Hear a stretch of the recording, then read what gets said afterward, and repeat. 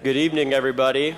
Hope we're all having a wonderful night tonight. Really quick before we get started, if you wish to speak on any of the agenda items or just for citizens' comment, make sure you sign up with Ms. Alondra over here, and be specific if you would like to speak for a specific item or just in general.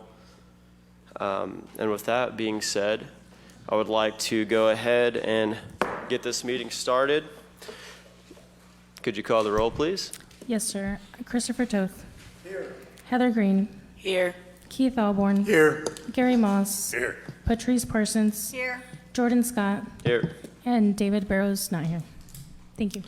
Thank you for that. We'll go ahead and move on to the citizens' comments. We'll get that opened right now. And first up, I have Mr. Pablo Serna. Would you please come up? Name and address, please. Thank you. Pablo Serna, 1104 Hill Street, Bastrop, Texas. I have something, can I hand out? Just to leave with y'all, because I don't think I have Absolutely. time here. But I wanted to talk about pedestrian sheds and geographically sensitive areas. Thank you. These were items that, as someone that was part of the previous update that we did back in 2019, we saw as pretty important, and I'd like to kind of relay that to this P&Z group. The pedestrian shed basically identifies walkable areas so that you don't have a concentration of one use type. If you've driven through 969 lately, you're going to see a lot of subdivisions just stringing right off of 969. And the idea of a pedestrian shed is to kind of do development in a way that in these certain walkable distances, a quarter mile to a half a mile, we can plan that as a city and realize that we don't want to have these concentrations. You can make it whatever, industrial, it could be shops, it could be commercial, but what I'm seeing is a concentration of housing. And the idea is that you're going to have to get in your car, drive out of your subdivision, and go to the nearest place to buy anything, grocery store, or shop. So the idea with a pedestrian shed was to think about that, and as a city, try to factor that into the development pattern so that we have a mix of uses, not just all one type. So I have that in here. I included a map that was that we currently use to show where those pedestrian sheds are located, and I'm hopeful that you will consider that. Geographically sensitive areas, we have at least 3 major geographically sensitive areas. We have the Houston toad habitat, the Loblolly Pines, and the Colorado River. Identifying that on any zoning map is critical, I think, to avoid what happened not too long ago with the development up behind Buc-ee's, where the idea was, there was some transitional, there was a back and forth about that. Is it transitional housing? Is it residential, rural residential? So it wasn't really clear, and I think that's kind of where you as a regulating body can make it more clear and say, these are the areas that we feel are very important. They were important to the people that started the code that you're about to revise, which I think you're doing. I think it's a great job that we're getting this straightened out, and we're moving forward and streamlining. I think these are great ideas, and I'm really behind all of it, and I just want y'all to include those 2 topics. Thank you. Thank you. Next, we have Karen Lawley Knight.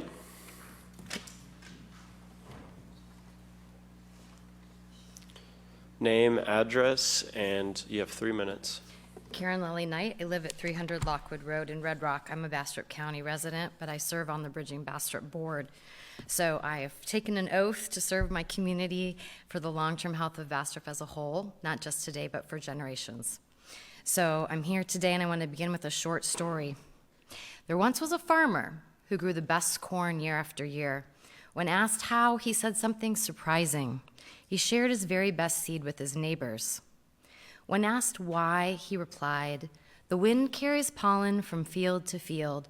If my neighbors grow poor corn, it will affect mine too. If I want to grow good corn, I must help my neighbors grow good corn." This is how living systems work, and we're all connected. What's happening next door eventually reaches us. So tonight I'm here to share my best seed about regenerative frameworks. I want to ask how we're designing places so they're growing healthier over time, they're supporting our people, our culture, and the natural systems we depend on together. The development code matters. It's quietly shaping how we live together. It influences whether places feel welcoming or harsh, alive or lifeless, connected or fragmented, and these choices last for decades. I invite you to simply notice when you're next stopped at an intersection, look around. What do you see? And how does that place make you feel? Research from city planning and public health around the country shows that access to nature, walkable places, and beauty reduce stress, improve mental health and learning. They strengthen trust and belonging, and they're foundations of healthy communities. This matters especially here and now. Bastrop, as we just heard, sits in an important ecological and migratory corridor. Our creeks, trees, and floodplains are not leftover land. They are living systems that manage water, reduce flooding and heat, support wildlife, and are ultimately the life support of our systems for human health. Across the country, cities are mapping green spaces as essential infrastructure and aligning development rules so growth and ecological function coexist. Tools like cluster developments help place growth wisely while keeping green space connected. So I offer a few code-focused questions in curiosity, and I ask for all of our collaboration. How might our code amendments support connected green space and ecological corridors, not just isolated sites? Where can mapping and long-term planning guide where growth best belongs? And how can our code encourage what we want more of? Healthy, beautiful living spaces. This isn't about my one voice or one idea. I'd like to inspire our community for greater collaborative impact. Development code is shared language that allows many kinds of knowledge, care, and creativity to shape a future where both people and place can thrive. So tonight, I offer you my best seed, and I invite you to share yours, your knowledge, your care, your imagination, because your seed is blowing into your neighbor's yard and theirs into yours. How we build the city of Bastrop today will determine how we live tomorrow. So I thank you for your time and your care and your stewardship of this very special, beautiful place. These conversations matter. Thank you. Thank you for those words. Next up, we have Morris Mock. Yeah, I own 1302 Highway 95, and what I've noticed is that over the years, the city of Bastrop has been getting more and more aggressive in seemingly taking my property.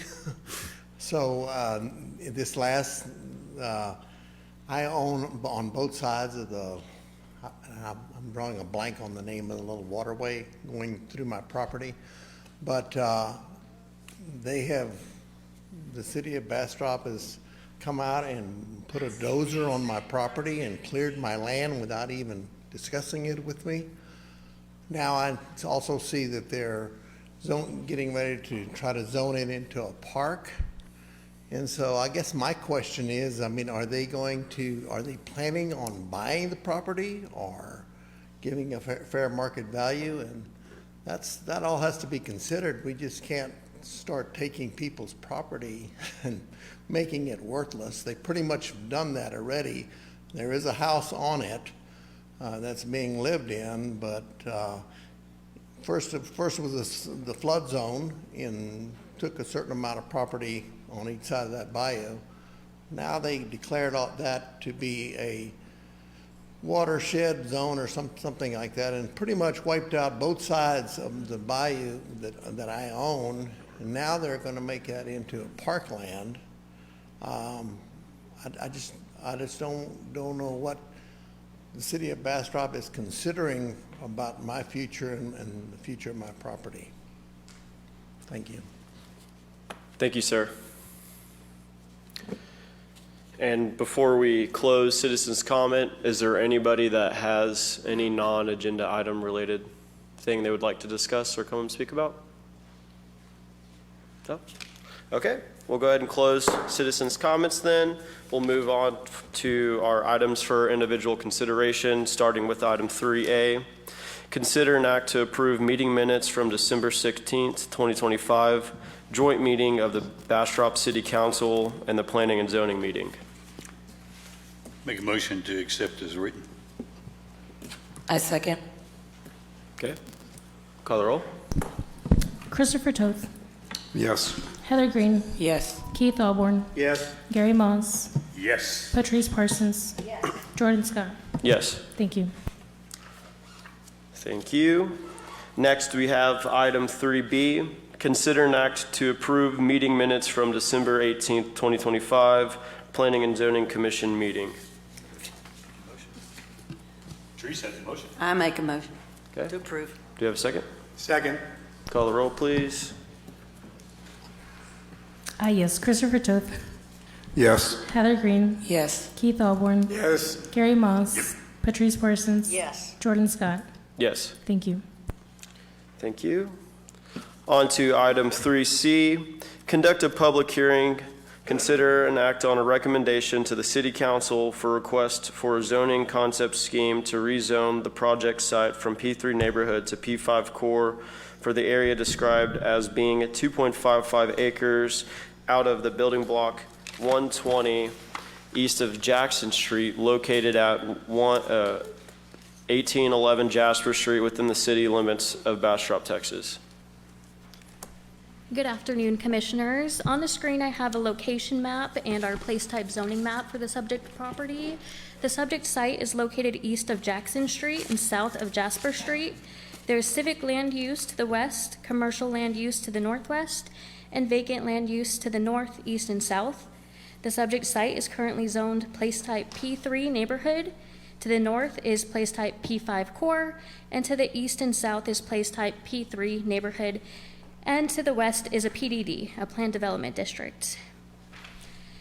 The applicant is requesting a rezoning from P3 neighborhood to P5 core in order to develop a new administration office building for related infrastructure for the new Emergency Services District Number 3. A zoning of P5 core would allow for the building type of commercial, which is what is required for the desired use of the property. Here's the concept scheme they submitted, and then a concept elevation. And then the B3 code does have 6 different criteria to consider for rezoning requests. The first one is appropriateness of place type characteristics, and staff believes that P5 core matches the surrounding pattern. The second is consistency with the comprehensive plan, which I'll get to on the next slide. The next one is supply of similar zoning in the vicinity, which, as you saw in the last place type map, we do have similar zoning to the north and to the west. The fourth criteria is rate of development in similar place types, and corridor place types are developing steadily where access and infrastructure exists. So this request aligns with the current pace and the context. And the effect of other similar areas and similar designation, and we anticipate no adverse impacts. The last factor is public health, safety, and welfare, and we believe this project will improve emergency services. It also includes required improvements to Jasper Street and on-site over-detention to help address Gills Branch drainage requirements. Gills Branch, I'm sorry. And then here is our future land use map, which designates this parcel as corridor commercial. Staff's recommendation is approval, but I'd be happy to answer any questions. Cool. Do you want to open the public hearing first before discussion? Okay. I'll go ahead and open the public hearing for this agenda item. Do we have anyone that wishes to speak on item 3F? Going once, going twice. Yeah, would you like to come up and speak? 3C. Oh, wait. Yeah, 3C. Excuse me. I said 3F. I apologize. I was looking at the wrong part of my paper. 3C. Anyone for 3C? All right, we'll go ahead and close the public hearing for 3C. I'll make a motion. Okay. Make a motion to make a recommendation to approval of the city council for the request for the zoning concept scheme to rezone the project site from P3 neighborhood to P5 core for the area described as being 2.55 plus or minus acres out of the building code 120 east of Jackson Street, located at 1811 Jasper Street, within the city limits of Bastrop. Do we have a second? Second. Okay. May you call the roll, please? Yes, Christopher Toth, Yes. Heather Green, Yes. Keith Alborn, Yes. Gary Moss, Yes. Patrice Parsons, and Jordan Scott. Yes. Thank you. All right, on to item 3D. Consider an act on the Pine Creek final plat being 14.107 acres out of the building block 40F, 41F, 42, 95F, 96F, 144FR, 177F, east of Water Street, located south of State Highway 71 and west of Lovers Lane within the city of Bastrop, Texas, as shown in Exhibit A. Good afternoon, James County Development Services. This is a plat y'all saw before as a preliminary plat. This is the property located south of 71. You take a right on Lovers Lane and go to the south. It's to the east of Lovers Lane, basically bordered by Lovers Lane on the west side and the railroad tracks on the east. What's being proposed is subdividing this in 4 different lots. And there was part of this process, this was an older subdivision you typically see in older cities where you have existing right-of-way, so they've worked with city staff and council.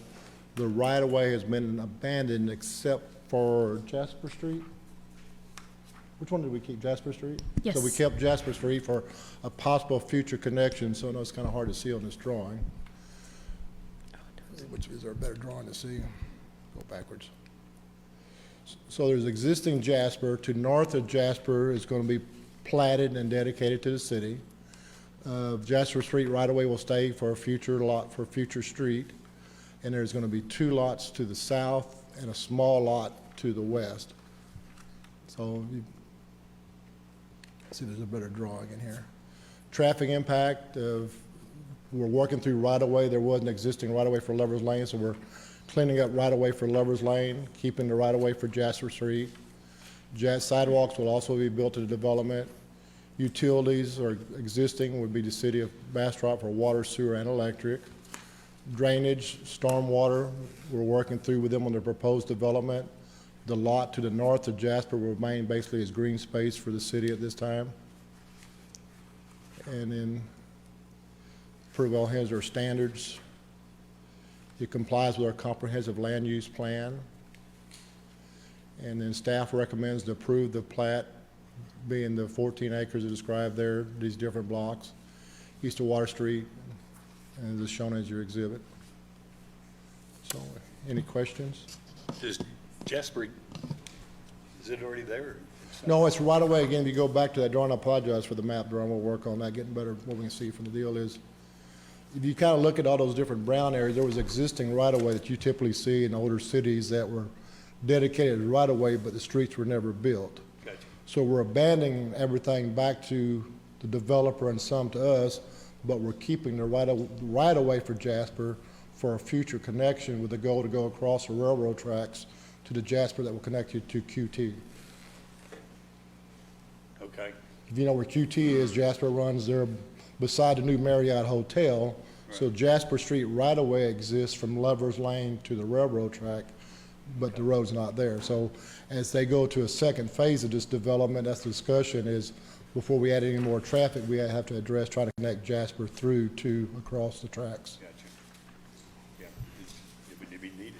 Do we have any updates on that connection point across the railroad track at all? We're still working through that. No, and they can't go forward on the second phase till we resolve that. Okay. And I'm assuming after the second phase that we'll get some kind of traffic impact study. Yeah, that's all part of that second phase. All they're going through for right now is just, we're platting all this. We're working with them on the first phase with all the site, the drainage, but nothing's been submitted yet on the second phase. You want to speak? I can address that. I'm Brendan McEntee, Carlson, Briggins, and Darian. We've submitted with Phase 1 a traffic impact memo, and as we come back in with Phase 2, as Doc said, as James said, we'll come back in with an updated TIA to address it on a as we build out basis. Okay? Thanks. Absolutely. Any other questions? No? I guess I'll make a motion. Okay. Motion man. Motion to approve, send to the city council for the Pine Creek final plat, being 14.107 acres out of the building block 40F, 41F, 42, 95F, 98F, 144FR, and 177F east of Water Street, located south of State Highway 71 and west of Lovers Lane within the city of Bastrop, Texas, as shown above. I think he said 48. I said 48. That's 90 okay. What? It's 46, no, I mean 96, not 98. 96? Yep, Okay. I stand corrected. Mine. Do we have a second? Yes, sir. Second. Go, I'll jump in. She got it first. You got it. Heather. Yes. Could you call the roll, please? Yes. Christopher Toth. Yes. Heather Green. Yes. Keith Alborn. Yes. Gary Moss. Yeah.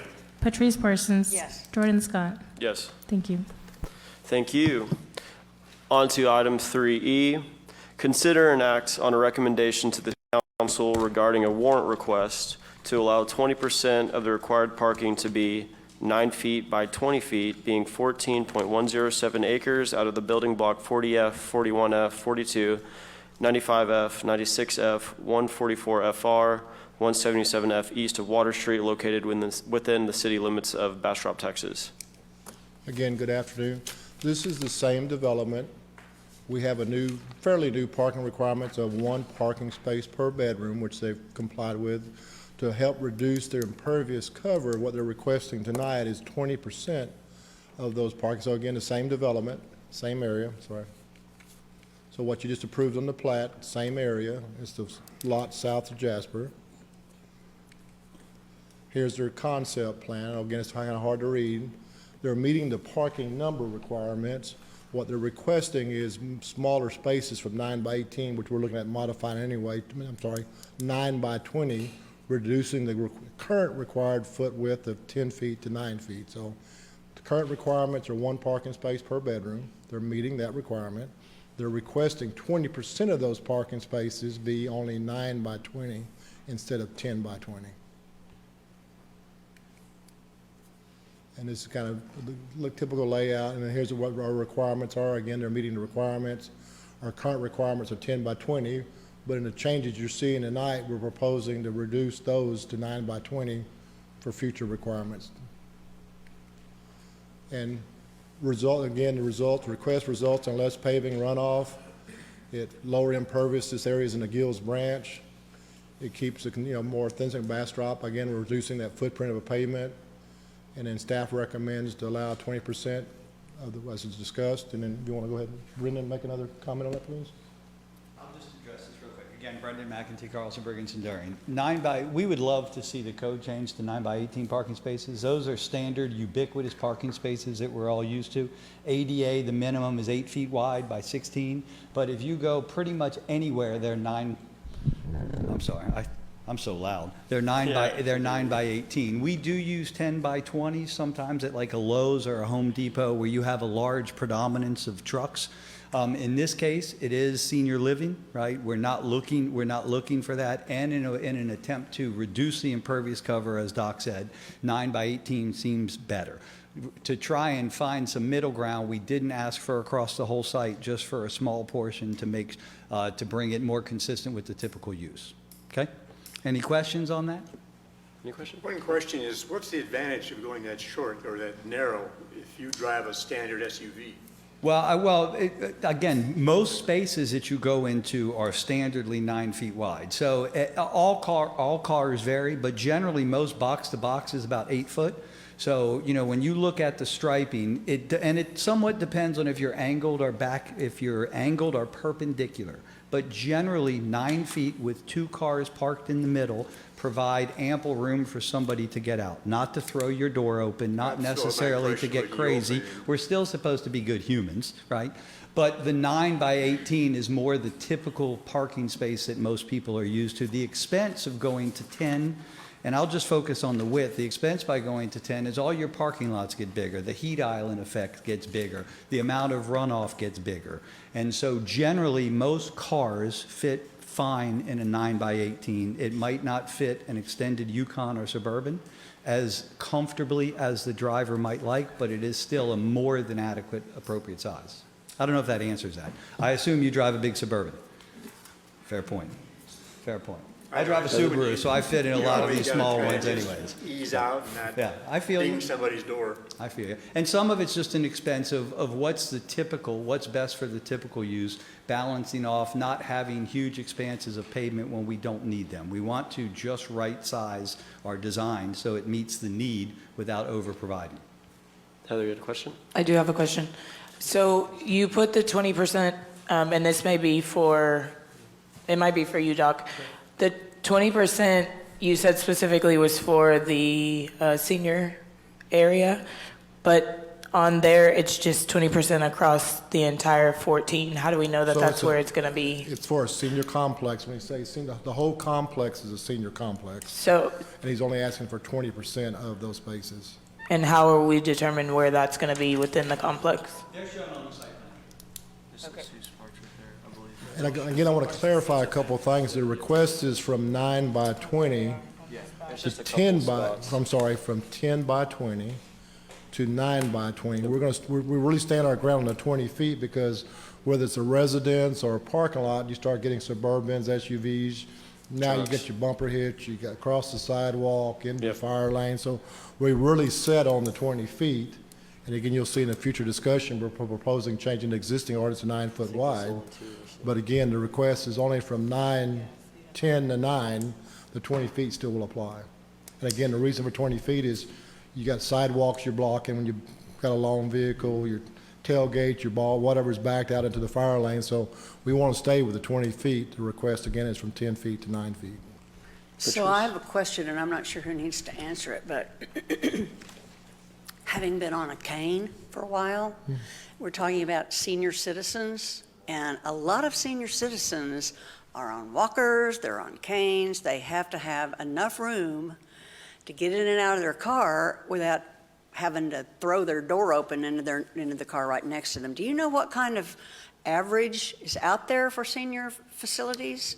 Well, terms of we do parking a width? lot. Candidly, they're generally 9 by 18. If anything, the adjustment that's made in senior living is a reduction in parking count is generally it, but they're generally pretty standard. Now, we do try to flush out everything to have as many flush conditions, to not have exposed curbs, more based on the use, similar to what you do with preschools. So, but that's more in the site design, trying to go more flush. There's generally, not in my experience, provisions specifically with that. And I'm assuming you'll have enough handicap parking and Yes, things ma'am. like that. Yes, ma'am. Everything else is per code and an exceedance of code. You know, there are ADA spaces. The ADA spaces have to have an accessible aisle. They have to be flat and flush, less than 2%. And so all of those are complied with. That's not anything that's impacted one way or another by this warrant request. This is strictly the reduction in the width. And what I meant by the 20% was that rather than come in and try and go across the whole site to do that, and they are identified on the site plan, candidly, outside of this long conversation we're having, the typical user will never notice real difference between 9 and 10 feet as far as width. Parker in a Suburban, you might feel it. Carr? Any other questions? Any other questions? Okay. I'll just say, and the BDC that we're having, what is the current standard that we're going to be adopting? We're moving to a 9 by 18, correct? Now, again, we're stuck on the 20 because, again, if I have a residence, I want a minimum of 20 feet from the property line to the house, so I'm not blocking the sidewalk. Okay, so in the BDC that we're looking at tonight, We're it'll going be from 9 by 10 to 9. 20? We're going, 9 by 20, yes, sir. Okay, so the warrant would be from 10 to 9. Well, the warrant would be the same as what we're proposing Yes, in our sir. new code. Okay, I have one more. absolutely, go ahead. You were saying that one of the reasons why you're doing this is to reduce the amount of asphalt, et cetera. Is some of the reasons so that you can build the buildings bigger, or to stay within our threshold? No. Are we just going to end up with more impervious cover? No, not really. I mean, our unit count has been our unit count. I don't, this was not a last gasp effort to try and get an additional unit. You know, there is a phase 2 and there is sufficient property. So to answer the specific question, no, it was not about density. It was about, no, it was not about unit density and trying to get more blood out of the proverbial rock. It was more about appropriately sizing and what was necessary. And some of it, candidly, when we started the layout, we had 9-foot spaces. And as we went through and did the reviews with Doc's group, we were making some adjustments. And out of a way to try and balance that and minimize the overall footprint, we do have ponds. We are right next to the Colorado. We did spend quite a bit of time with city staff working out detention and the requirements of the floodplain. So to be able to conserve as much of that, that was kind of the goal behind that. Okay, thank you.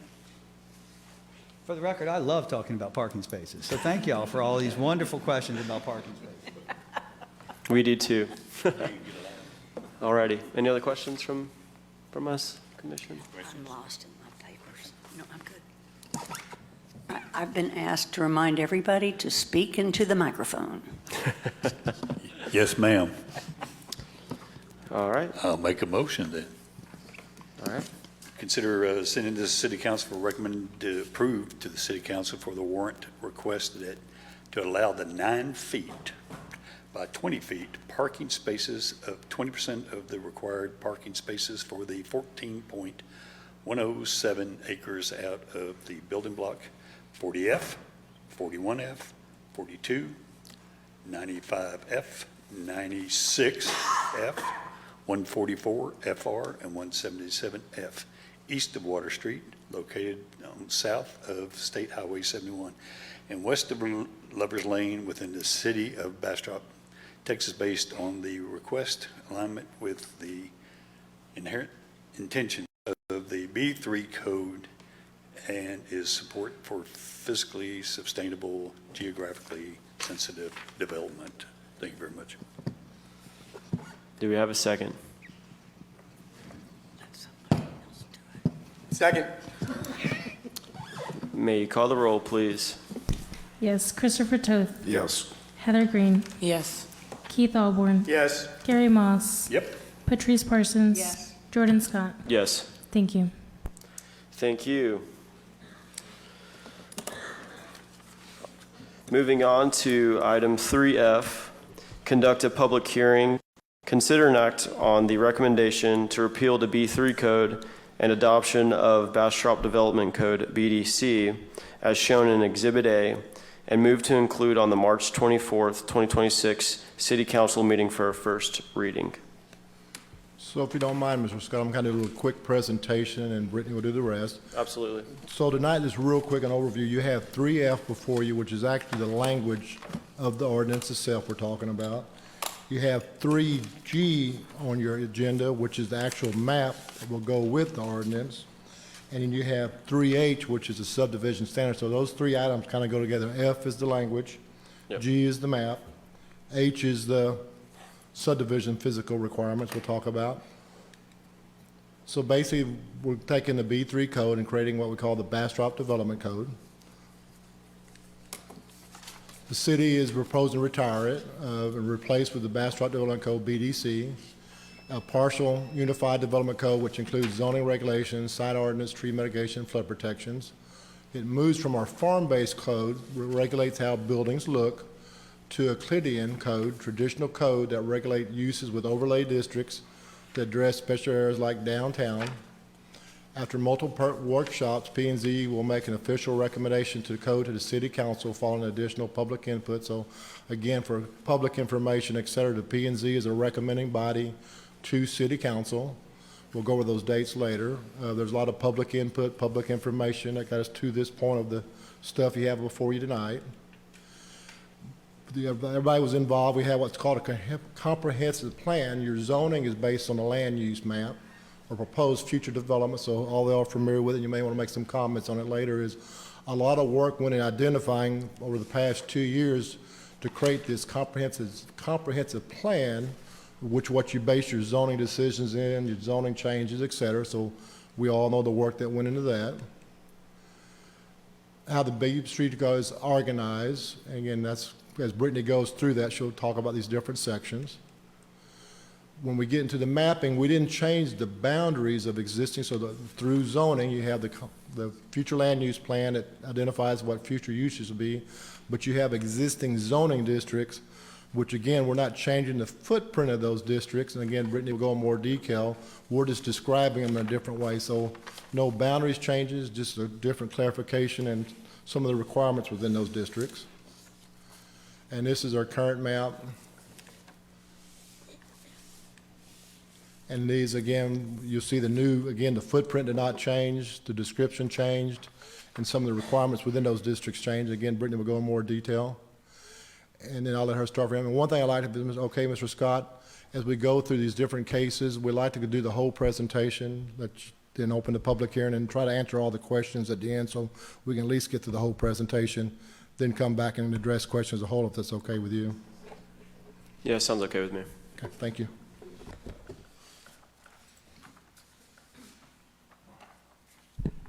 All right, good afternoon again. So I'm going to go ahead and hop into the actual content of the code, what's changing from the B3 code and this new code. One of the first things you'll see in the code are the zoning districts. So that's going to include a description of the new zoning districts, the intended uses in those zoning districts, and then each zoning district has a dimensional standards chart. A lot of this was included in a way with the B3 code. We did have minimum lot sizes for residential, which were adopted last year.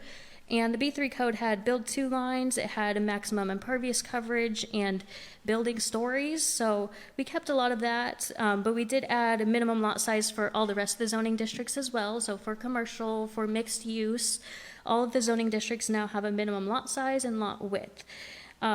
Secondly, they have setbacks. So the B3 code had what's called a build to line, which mandates buildings to be built close to the streets, and setbacks, on the contrary, kind of limits how close they can be to the street.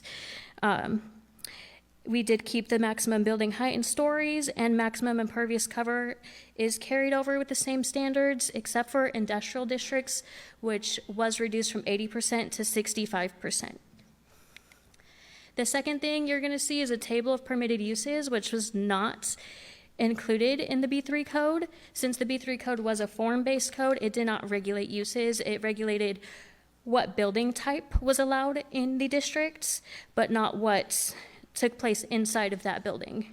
So this table of permitted uses will explicitly lay out a bunch of different uses, and when you find your zoning district within that table, it'll say what's allowed.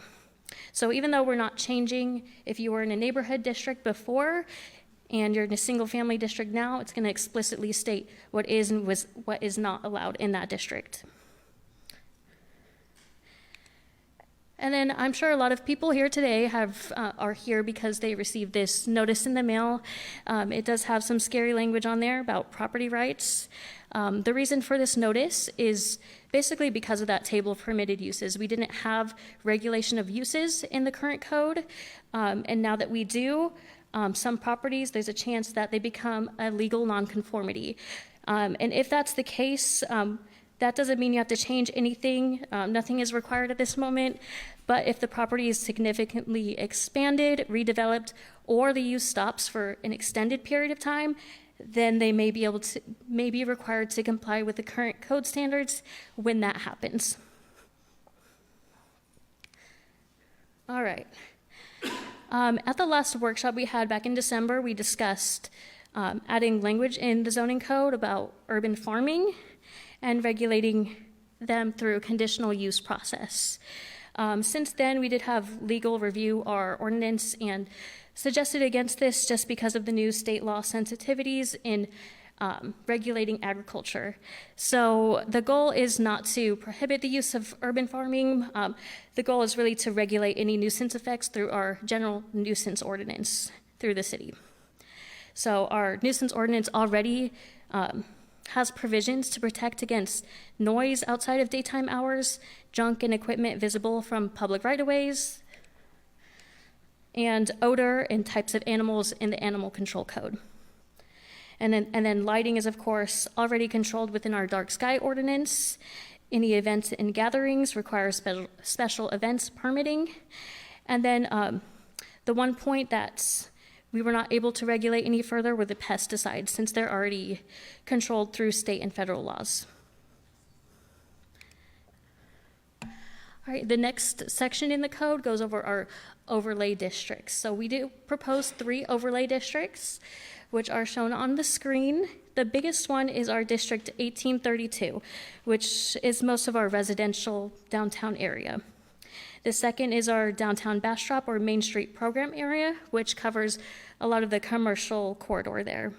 And then, of course, we have the National Historic District, which is existing. Can I stop you a second? Can you point out to the people in the audience? Sure, sorry. Exactly how far that goes out to, like, Mesquite? Does it go there, Yes. there? Okay. You know, I have a map of each individual one I'll pull up. So here's District 1832. The boundaries are from 71 up to Mesquite, and then 95, and then the river. Sorry. So the main provisions within District 1832 are going to be the single-family lot size. We wanted to maintain the minimum of 1/3 acre lot size within this district for single-family and mixed-use zones. The second is further regulation of uses through conditional use permits for really controversial uses like tattoo shops, drive-throughs, auto and gas stations, and then prohibited uses being smoke and vape shops and SOBs, which are sexually oriented businesses. And then this is the downtown Bastrop districts. These boundaries mirror our Main Street program boundaries currently, which is designated by the Texas Historical Commission. And then as far as this zoning overlay, any use that would require a conditional use permit would require going through the Main Street Advisory Board as well, so it's an extra step. It also has a provision for limiting building scale to 5,000 square feet max to keep a small scale commercial feel unless it's multi-tenant or additional facade requirements are present. So this prevents big box formats dominating a block, and it supports pedestrian activity. We do keep some of the build-to lines in this area since it's more of a downtown pedestrian area. So the build-to lines building a little bit closer to the street along Chestnut does support that. We do have context-sensitive sign guidelines in this area that can be approved by our Main Street manager. And then as far as design guidelines, we talked about this in a couple of the last workshops, and we did have some workshops with our Main Street Advisory Board as well, with HLC as well, our Historic Landmark Commission. For now, since we're still in ongoing conversations with legal and with Texas Historical Commission on how other Texas cities regulate design guidelines within their Main Street districts, we're proposing them to be optional for now, with the opportunity to mandate them in the future if we choose to. So for now, the optional design guidelines for the downtown Bastrop districts are here. They're pretty simple. Since not all of this area is historic, it does allow for more of a contemporary Texas hill country or local influence. We do prefer 50% ground floor transparency and a 25% masonry requirement. Or not requirement, it's optional, but suggestion. And then lastly is our downtown historic district, which is on the National Register. So this is existing. The boundaries did not change from what is existing. This little area is going to keep a lot of the elements from the B3 code. No setbacks, building height capped at 35 feet, no landscaping requirements, no minimum lot size. And then, of course, everything in this area, since it is historic, is subject to our historic preservation ordinance. And then, like I mentioned, we had some meetings with our Historic Landmark Commission in the last few months where they discussed updating their design guidelines as well. Most of their design guidelines are going to follow the Secretary of the Interior standards, so not much has changed there. The one thing that is new with their design guidelines is a color palette. So they would like to be able to regulate color palettes on the buildings. Of course, previously unpainted brick is strongly discouraged, but if they did choose to paint or repaint a building, they'd have to comply with the color palette within the design guidelines and receive a certificate of occupancy. And that is all for the overlay districts. And then we go into the site requirements. The first one being parking, and then we talked about this a little bit with the warrant requests, but the parking stall sizes have changed since our last workshop when it was brought up. So the residential parking stall size is being proposed at 9 foot by 20 foot and commercial at 9 foot by 18 foot.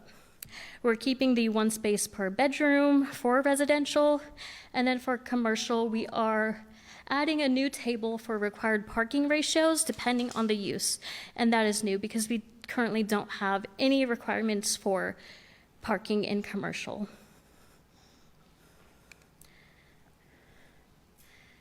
And then we do have a new requirement for traffic impact analysis triggers.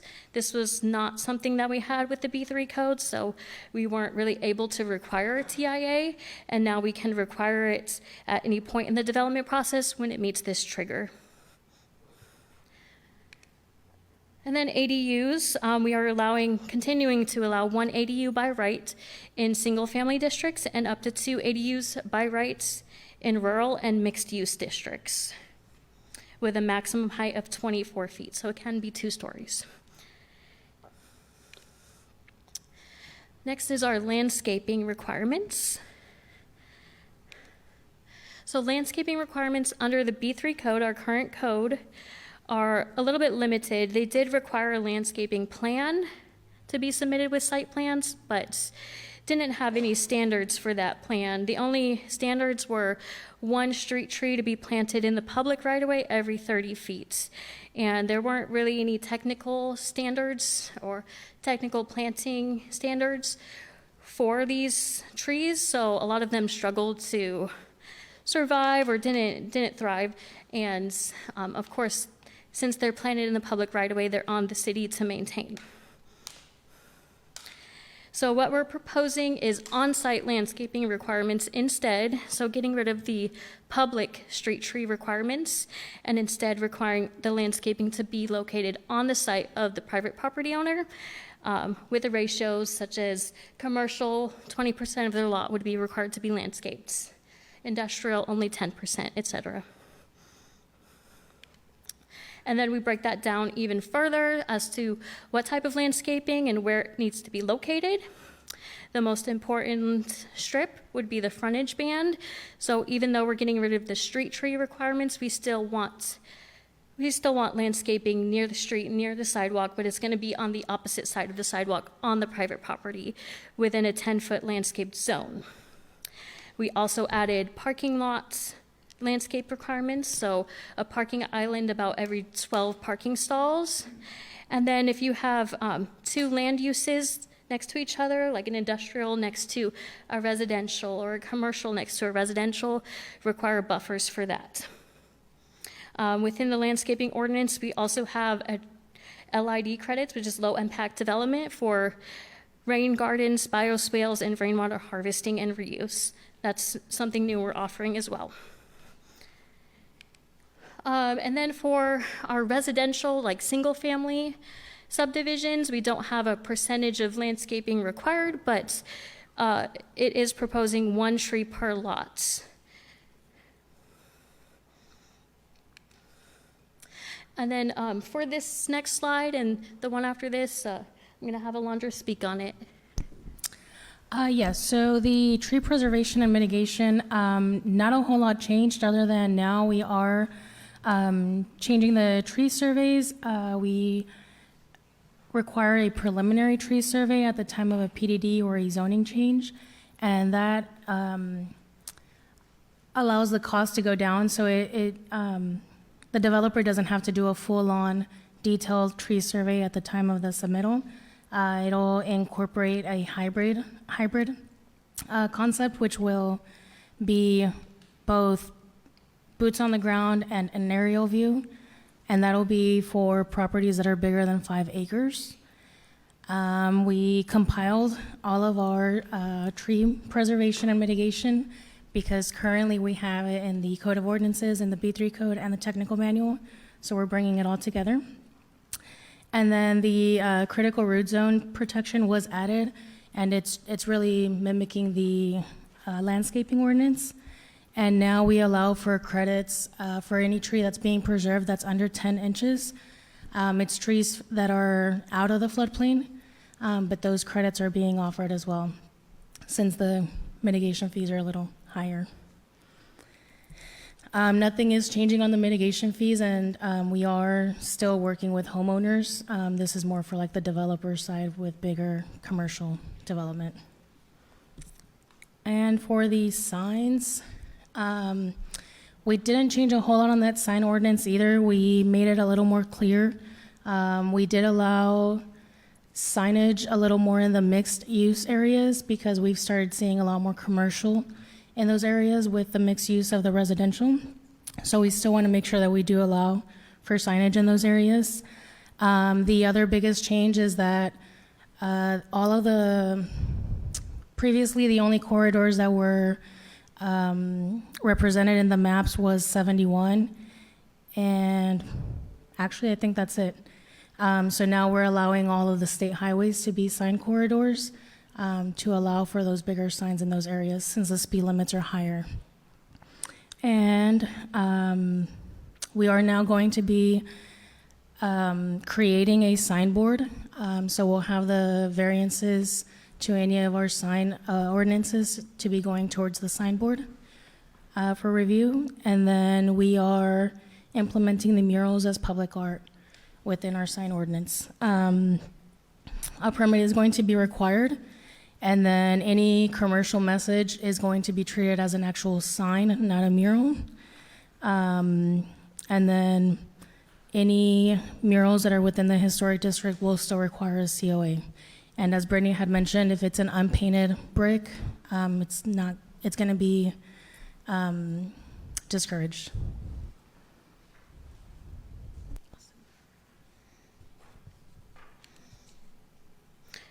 Okay, and then one thing I wanted to talk about a little bit was what happens if you are a non-conforming use, especially as a result of this code, or if you currently are, and then you do want to expand. We do have redevelopment thresholds. This is just an example of that. When an existing non-conforming site has a major remodel, typically more than 50%, by expanding parking or the building or changes to a more intense use, it can trigger proportionate updates to meet the new code. Doesn't necessarily trigger everything to come into compliance all at once. So the upgrades will focus on the areas that are touched and the frontage, parking numbers and parking lot landscaping, access and circulation and buffers, and there will be administrative flexibility where constraints exist. So these images are just an example of that. If you have, the top one is an existing site with a building and some limited parking in the front, so they wanted to expand the building. We would ask them to add parking spaces to come into compliance with our new parking code and maybe add some landscaping along the frontage and parking lot trees. Something else we're implementing is the special flood hazard area. This is going to apply to all the FEMA mapped areas with a higher chance of flooding, or the 100-year floodplain and the floodway. This matters because it protects people and property, keeps insurance available and affordable, and supports a resilient Bastrop. How it works, it reduces development in the floodplain by restricting fill and offering density incentives for clustering outside the floodplain. Again, it applies to any development inside the mapped floodplain as mapped by FEMA. Some key development standards within these areas are the open space and conservation. So if you're going to be subdividing in the floodplain, we would ask that you dedicate the floodplain as open space under an easement or some sort of dedication. And unless there's no buildable area on the site, we wouldn't want you to build any more new principal structures within the floodplain. We currently have in place a 100-foot setback from any riverbank. And then as far as like drainage, the compensatory storage is an additional protection against that. This is just an example of that density bonus that we would offer for subdivisions where part of the property may include floodplain. So they would, instead of developing the entire property and creating lots out of the floodplain, they would dedicate the floodplain as open space and condense all their lots to a smaller area. The lot numbers are going to be the same, but the lots will be smaller. And then lastly are the administration procedures and what's really changing with that. The big ones are with rezonings, we're not going to require a concept plan anymore. It's just going to be a request to rezone, and we'd evaluate it based off of our criteria if it matches our comprehensive plan and future land use map. The conditional use process is new. Again, since we don't regulate uses now, that's not something that we do now, but if in that table of permitted uses, it doesn't say it's permitted, but it's not permitted, it may be a conditional use, which just requires additional review and council approval, and then they can add additional conditions along with that approval. This is something we're carrying forward. A version of it from the B3 code is administrative relief, up to 10% adjustments to any standard in the code except for impervious coverage. And it has to meet the intent of the code and have equal or better performance. And then lastly, we're not going to have warrants anymore. It's going to be the typical variance process that goes through the Zoning Board of Adjustments. So that's going to be a big change. You're not going to hear warrants anymore. That's all that I had on this, but we'd be happy to answer any questions that you have. I would like to save our questions for after the public hearing, if that's okay with you guys. Yep. And before I get started with the public hearing, I do encourage all of you guys, y'all took some time out of y'all's evening to spend it with us. Even if it's just one question, and even if you may feel it's not that big of a question, please sign up. You get a full 3 minutes. I just want to make sure that if there are any concerns or thoughts that you felt need to be heard, that we hear them so we can consider them. Just some ground rules. We're not allowed to speak back to you guys during a public hearing, but we'll be sure to make notes of all the questions or anything y'all may have for us so I can address them with our development team. So I would say if you have any questions or you want to make a comment, please sign up really quick. I'll give you guys a couple minutes to do so, and then we can get started. I want to do a quick overview. Yeah, go ahead. Okay, let you finish. No, that's it. So again, I want to do a quick overview. This is a 2-3 year process to get to where we're at tonight. This was between the comp plan, the map update. This is a lot of cleanup changes, if you remember, we made over the past years, and lot sizes, trees. This is cleaning all that stuff up. Again, if you remember back with the B3 code, we had no lot size. So again, that's the purpose of this District 1832. Because there's always been a concern with maintaining those integrity of those large lots, those large neighborhoods. Again, that's just cleaning up stuff that we've done in the past. There's always been a discussion about authentic Bastrop. You see from our design guidelines that we're using for the historical district and these other districts, we're using examples of buildings that we have in town that we want to continue to do that growth. Here's our art center. If somebody will look at the new food pantry behind the city hall here, we have city hall itself. We're trying to match, again, that went before several different boards. We're trying to match what we've got the public input. This is the true authentic Bastrop. Again, this was existing district. Again, we're using existing buildings for an example as we want to match downtown. color was added. Parking we didn't have before, so you could build a building and have people parking all the streets. So this addresses parking for residential and commercials. Traffic study will be clarified, ADUs existing. Again, with our lot requirements, we have a maximum lot coverage requirement, but we don't really identify with what remaining with the 30%. So let's say you have a 50% lot coverage, you have 50% space left over. The intent is to landscape that and have some, beautification. And again, keep that up on private property with the goal to get that visual up and down the street, but that private property already maintains it. Not street out in the right of way is going to damage your sidewalks, damage the roads. You got to trim the limbs back. We want them up on private property. And again, you see back that picture, those trees won't survive. You got a 2-foot strip. They're going to have to be hit by trucks. I mean, we want that up in the private yard where it really benefits the citizens who can be out in their yard and use those trees. Tree, we cleaned it basically again as Laundry stated, we just kind of cleaned things up on that. There was discussion earlier about, the public, the green space, whatever. We kind of covered where here's a cluster subdivision.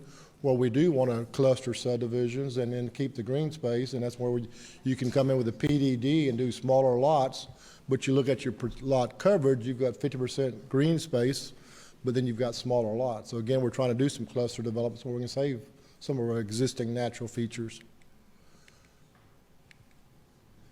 And this is a quick overview.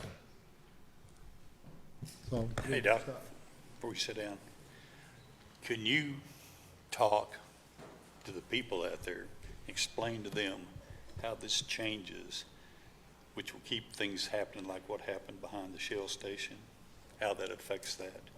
well, again, we go All this back. work that they've done, and they've done a heck of a lot of work on this, let me tell you. They're going Well- to save the city, but it's a matter of the code that it's taken a long Well- time to fix it because there was a lot to it, but Well, a good point, Mr. Moss, is we're still in people the. need to understand that there's a lot of things that are grandfathered. Well, I want to clarify, so we're not taking an existing person with their existing lot, existing deal, you're not having to go back and change anything. We're trying to do a better job of getting existing stuff that's closed down business back in the system, not forcing them to go to B3 requirements and moving houses back and parking lots. We've done a lot of way with all of that stuff. But again, in the original B3 code, again, we changed this, I guess, probably about a year or so ago. We had no lot size requirements. So we've got some, and you're going to see that till this is officially adopted by City Council, we can enforce it. And you've got what's called some vesting rights, so people apply, but under the previous code, you had no lot size. So with this new scenario we adopted about a year ago, you'll have to have 2/3 of an acre to subdivide and make 2 lots.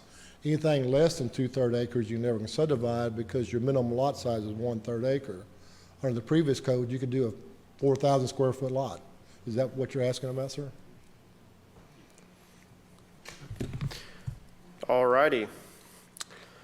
I'm going to go ahead and before. Sorry, apologize. Yeah. There's one of those, so again, there's 2 things. As you saw, she made the comment about the urban farming. Yep. So that's tweaked a little bit from our last meeting. Yep. And there's a new section as part of the rewriting of the code. I'm sure there's going to be discussion, and I want y'all to have discussion. If you look in your packet on page 71, there's going to be some discussion held, and it's a new section we added. Again, y'all recommended by the council. I'm not sure we'll have some discussion. On section 14.02005, there's the thought and this possible discussion and direction from y'all is that we want to regulate number of individuals that live in dwellings as it relates to causing parking problems, life safety issues too. So there is one new section y'all need to be aware of, is that section 1402.005, and after the public hearing, we can have more discussion on it. Okay. It's Okay. 1402, and it talks about how many individuals you can have living in a residence. Okay. Thank you. Has everyone signed up that wants to speak on either 3F, 3G, or 3H? Okay. I just wanted to make sure because they're all chained together essentially. All right. Well, I'm going to go ahead and open up the public hearing for item 3F. First signed up to speak, we have Norma Mercado. Good evening. Name, address, and you got 3 minutes. Yes, good evening, Chair and Commissioners. Norma Mercado, Executive Director of Bastrop County Cares at 806 Water Street. And today I'm speaking on behalf of the Bastrop County Collaborative for Health and Housing and Health, a multi-agency partnership led by the Bastrop County Public Health Department and supported by the St. David's Foundation. Our charge is to understand barriers to affordable and attainable housing and to identify policy approaches that support community health and long-term stability. Housing affordability, as you know, is a pressing issue across Bastrop County and cities that has gone worse over the last few years. An attainable home is one where total housing costs includes rent, mortgage, utilities, taxes, and insurance do not exceed 30% of family's income. For the average Bastrop family, that's about $2,300 a month. However, almost 1 of every 4 homeowners and 1 of every 3 renters in Bastrop are paying more than 30% of their income on housing, more than they can sustainably afford. Our collaborative spent last summer listening to our community on this issue, and residents consistently told us that the shortage of affordable housing impacts everyone. Young families, seniors, veterans, and essential workers, which includes your teachers, nurses, firefighters, and police, who are vital to Bastrop economy and community fabric. Based on the community engagement research and national best practices, the Collaborative Policy and Systems Change Committee identified 7 draft recommendations. Today, I'd like to share 3 of them with you. First one, adopt proclamations in support of housing affordability, signaling local commitment and shared responsibility. Create a housing affordability advisory commission to provide informed ongoing guidance, and ensure housing expertise is represented on housing authority and planning and zoning boards, strengthening decision-making capacity. These recommendations reflect one core lesson echoed by the National League of Cities and the American Planning Association. Affordable and attainable housing does not happen by accident. It is required intentional planning, coordinated policy, and leadership at the local level. As you consider these zoning concept schemes, we encourage you to review it through the broader framework, whether it expands flexibility, supports attainable housing types, and aligns with the long-term health and workforce needs of the City of Bastrop. Thank you for your time and service and continued collaboration. Thank you. Next up, I have Cecilia Serna.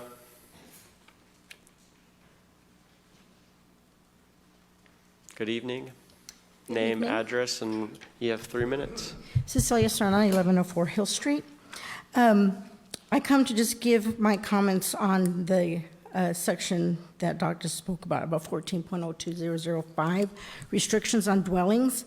Coming from the heart, initially when I read it, it seems to me that the city, in the reading of, as I read this, is trying to go into family planning by restricting the number of family members that can live in a home. People buy their homes thinking of the future, raising families. You have a parent or expectant parents that already have kids and then they have multiples, and all of a sudden now, you know, based on the wording here, they could potentially be violation of code. And that's just ridiculous. I'm a mom of 8, and at one point, had I been living in Bastrop with a code like this, we would have been in violation. And that just infuriates me because that's not family. The city should not be telling people how many people you can have in your home. Permitting, safety, fire, all that is taken care of in other parts of the code. You don't need to be putting restrictions on dwellings. That's just ridiculous, and that's just way far overreaching. We want to encourage nice-sized bedrooms. I can see people in the future putting designs on a home with rooms, no closet, so that it meets the criteria of not equating as a bedroom, just so that they can have as many spaces in there. But what's going to happen when a family grows? As a family, you're going to look for empty rooms, and you're going to put your kids in there. You're going to put a crib in there. And then people might think, well, you can always add on, or you can convert your garage. No, you can't without trying to maintain the 1 parking per bedroom.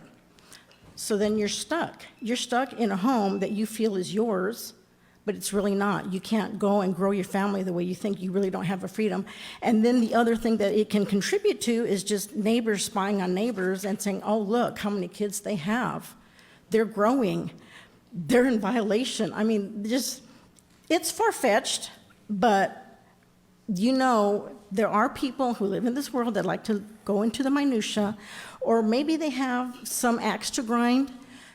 You know that at some point, a family that's a large family could be called out. So I ask that this be stricken, and any nuisances or trying to take care of excessive parking and noise be taken care of other ways that already exist in the codes that we have. Thank you. Thank you. Next, I have signed up Pablo Serna. Name, address, and you have 3 minutes. Thank you. Right. Thank you, Pablo Serna, 1104 Hill Street. I gave you a handout. I did take the time and read through every part of this the code. I'll tell you, it's really good what we're trying to do here. I say that up front because I'm going to point some things out that I think we can do better. And I'm going to zero in on really one, given the time limits, and it's the what I'm calling item 4, garage placement in District 1832. Something that was left out in the carryover is, I thought, was one of the better parts that we did, and we had that consultant do. They did what was called a DNA analysis of Bastrop. So they looked, and there's a document, you can find it, and they went through and they identified in this historic district, before they put any code together, they studied every bit of this Iredell district. And they came up with what that diagram there, that lot structure diagram, they came up with the traditional neighborhood development pattern. And if you drive through Pecan Street, Hill Street, Wilson Street, you name them, you're going to see the main house in the front and usually the garage set in the back or off to the side and set back from the front facade. And that's just because garages came after the fact. A lot of these older homes were not built around the car. A lot of the newer homes are. Just drive through any of the newer developments and you're going to see the garage front and center. It's usually the first thing, and then the entrance is set back. What that does for a lot of, and having done architecture for a long time, people will fill up their garage with stuff, and they will end up parking in the driveway and spill out into the street. If you have these tight streets, which are being developed now, and you're going to have this canyon effect, and it's unsafe to play out there. The larger streets that we have in Pecan and Hill, I live on Hill Street, it has a lot of room in the front, so we have driveways on the side.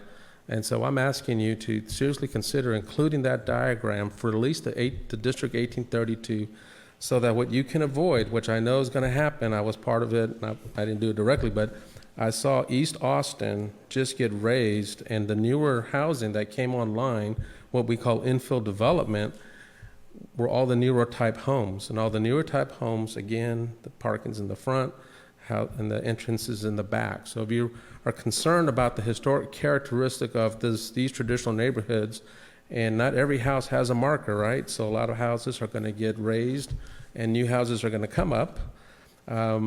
It's good if you include some help for those developers on where that garage should be placed. Again, scooting it back 20 feet allows for additional parking, so that if you fill up that garage, you can still park in front of your garage and you still have another 20 feet to the street.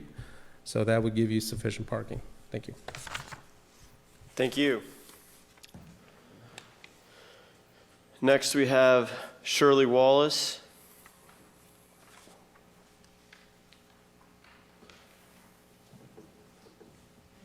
Good evening.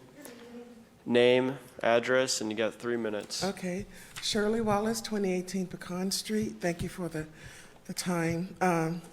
I want to address what the young lady was talking about. I was listening to her, and it sounds like that you want to lose the charm of downtown Bastrop, that you're not, you don't want to eliminate it, but it sounds like that you want to discourage it. And it doesn't make sense to me why you would want to build closer to the road. It makes things too compact. I've lived here all my life. The house that I was born in is still standing. And since that time, I've noticed things are getting more and more compact, and it's losing the charm. And I also saw your pictures, and it looks to me like you want to make things more uniform and more pretty. And I like pretty, that's fine, but that's not why people started moving to Bastrop. They started moving to Bastrop because they love the charm of small town Bastrop. And it just seems to me that your end goal will be to eliminate that charm and ruin small town Bastrop. Thank you. Thank you. Okay, before I close the public hearing, do we have anyone that wishes to speak on item 3F? 3F? Well, I signed up for 3G, Yeah. I think, but I have just a general code. You get 3 minutes for each one. So But 3 total. You need to speak at G? you have 3 minutes for each item, so you can speak on this one. You want to speak on G? Okay. Do you have anyone that wishes to speak on 3F? Any questions? Jimmy? You got anything to say about that?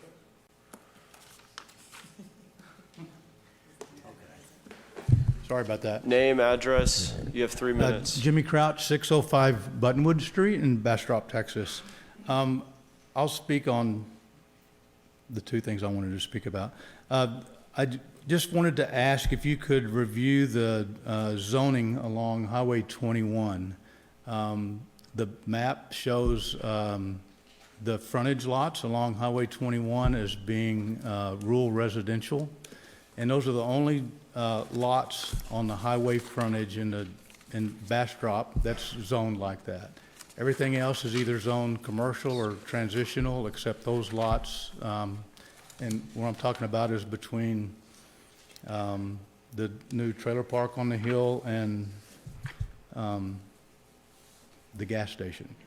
So anyway, that's, if you could just relook at that. I know Planning and Zoning had voted on it previously and made a recommendation to City Council to change that to transitional or mixed, but it didn't get done. So if y'all could just look at that again and maybe make that recommendation one more time, or not, just if you could consider it. The other thing I wanted to talk about was I wanted to speak in favor of the code change, and I really want to commend the city manager, Doc, and the development staff for putting all the time in to review and write the new code, because that's who wrote the code. This new code is all done by city staff. I think the B3 code cost us $300,000 to $500,000, and so maybe Doc and his staff can get a raise. Maybe not that much. But anyway, big attaboy. They're doing it all in-house, and I just want to commend them for taking everything that they've gathered in the past 3 to 5 years and putting it together in a new revamped code that we can all use and live by. Last thing I wanted to really talk about is I think everybody here is happy to see Sprouts, Longhorn Steakhouse, First Watch, and the new retail development out at Burleson Crossing East. Everybody seems pretty excited about that. I wanted to say that that could have been built 5 years ago. The developer had the plans for that in 2018, so actually longer than 5 years ago. And due to the B3 code, he wasn't able to build it. So he was ready to start. We got a new code, and then he had to redesign based on the new B3 code.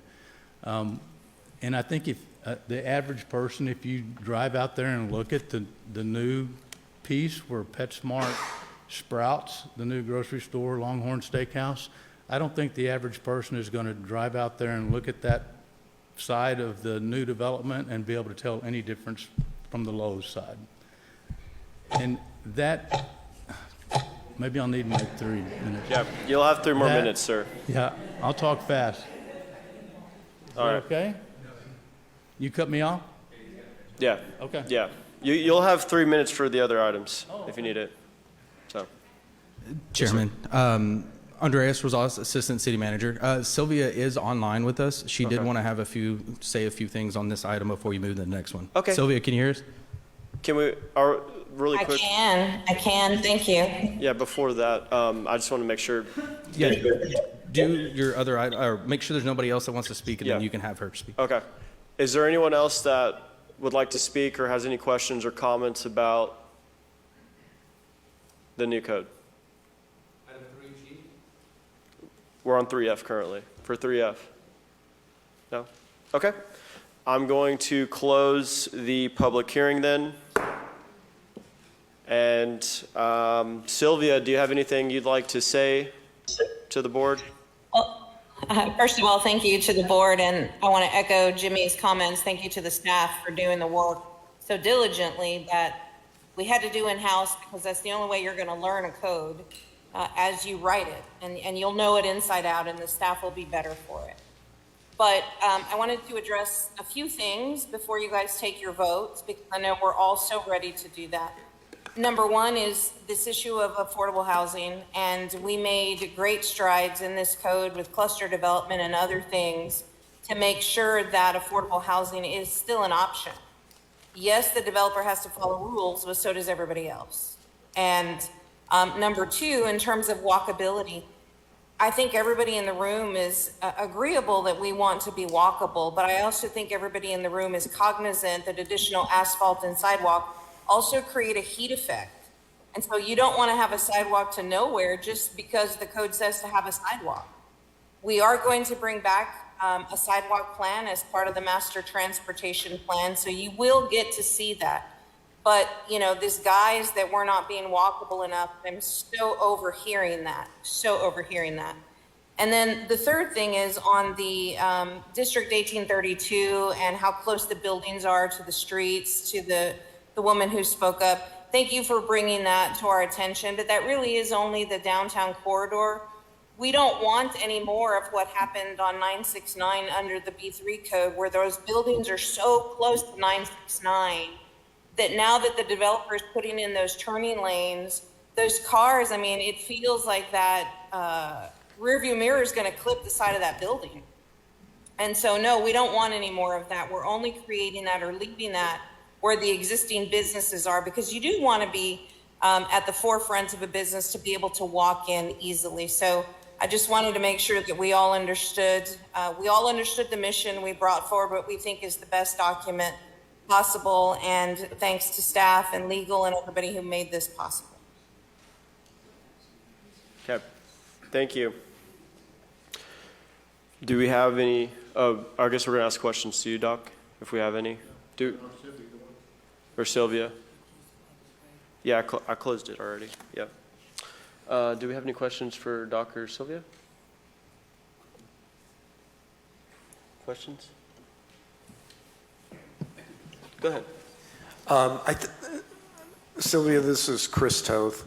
For the benefit, particularly of all the people there in the audience right now, very succinctly, how would you summarize why this code is necessary and why it's better than the B3 code?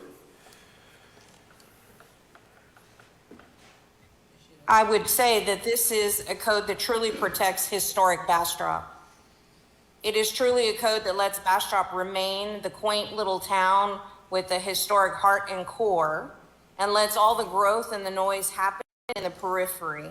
But if you want to keep downtown Bastrop and you want to keep Bastrop, this is the code that needs to be adopted. Thank you. Patrice, you had a question? I have a question about the color palette for downtown. Did that come from existing colors that are there now? How did the Historic Commission come up with those colors? Just a question. Probably the yellow at the pizza place. So the color palette is based off of a color palette from the 1850s to the 1920s. So that's what we pulled it from. Okay, thank you. Heather? I had a question about why specifically we added the restrictions on dwellings, since it's brand new this time.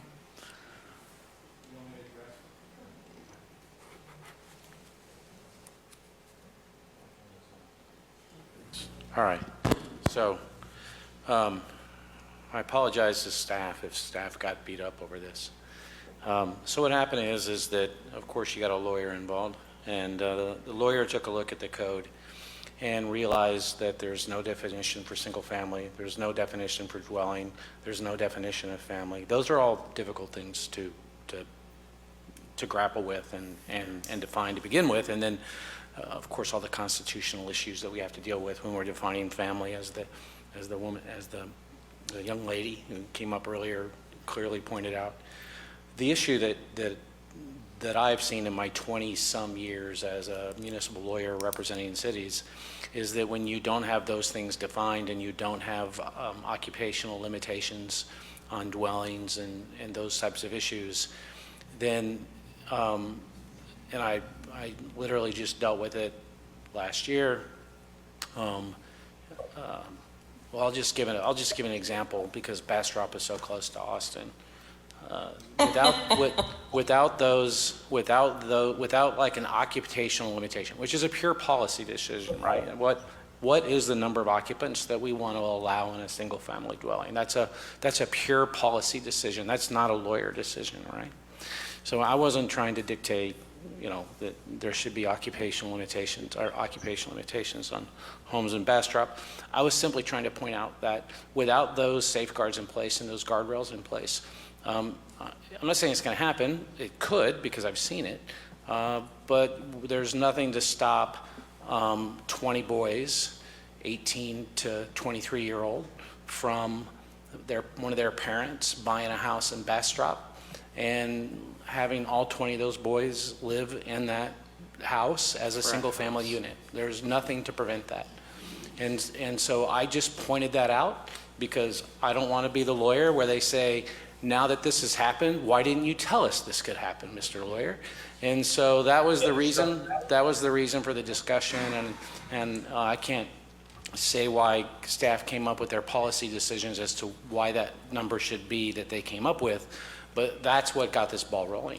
It wasn't city staff or Planning and Zoning Commission or City Council trying to define what a family looks like. It was trying to protect those families within those residential districts from those one-off things that could happen where you've got 20, 18 to 22-year-old males living next to you, and your code allows for it.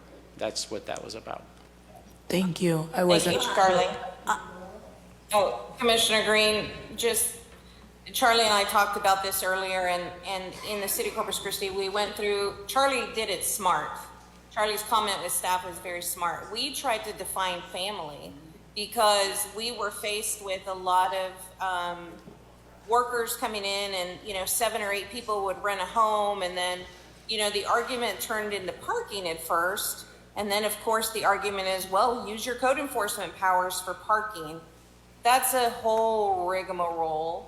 But truly, all of the side stuff that comes with, 7 people living in a 2-bedroom house or 3-bedroom house, that's where that came from. It is, again, a protection, a safeguard of the neighborhoods.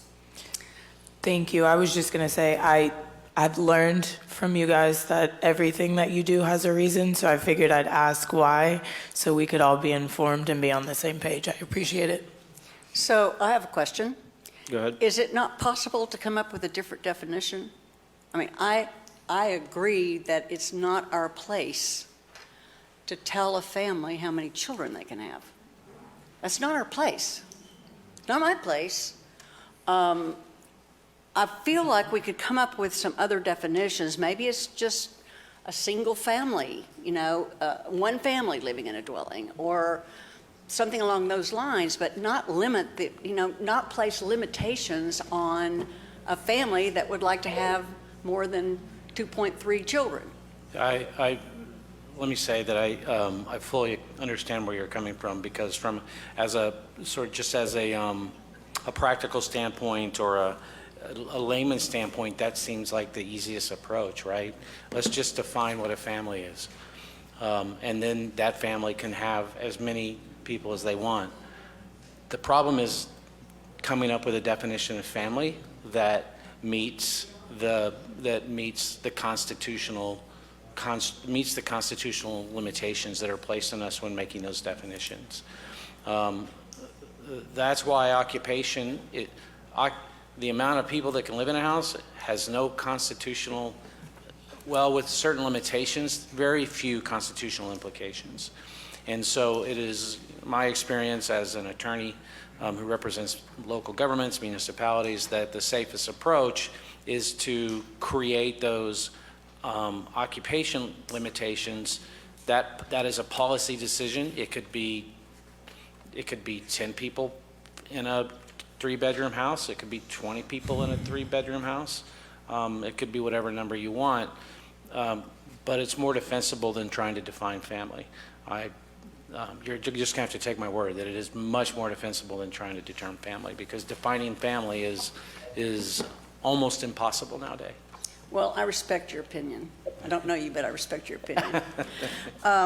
I just feel like we need to work on the language a little bit, because I think the way it's written, it can be interpreted that a family has to be limited to so many children per square feet or so many bodies per square feet, and Sure. that might exempt people from having a larger family. And I just don't think we, even the city, are in a position to make that decision for families. Yeah, and I don't disagree with you No, at all. no, I respectfully disagree. There's no code that's going to be written that's going to discourage a family from having a larger family, Commissioner Parsons. So- The intent is not to regulate how many children a family has. The intent is to protect the neighborhoods from 10 people living in a house, because we want to cover that as affordable.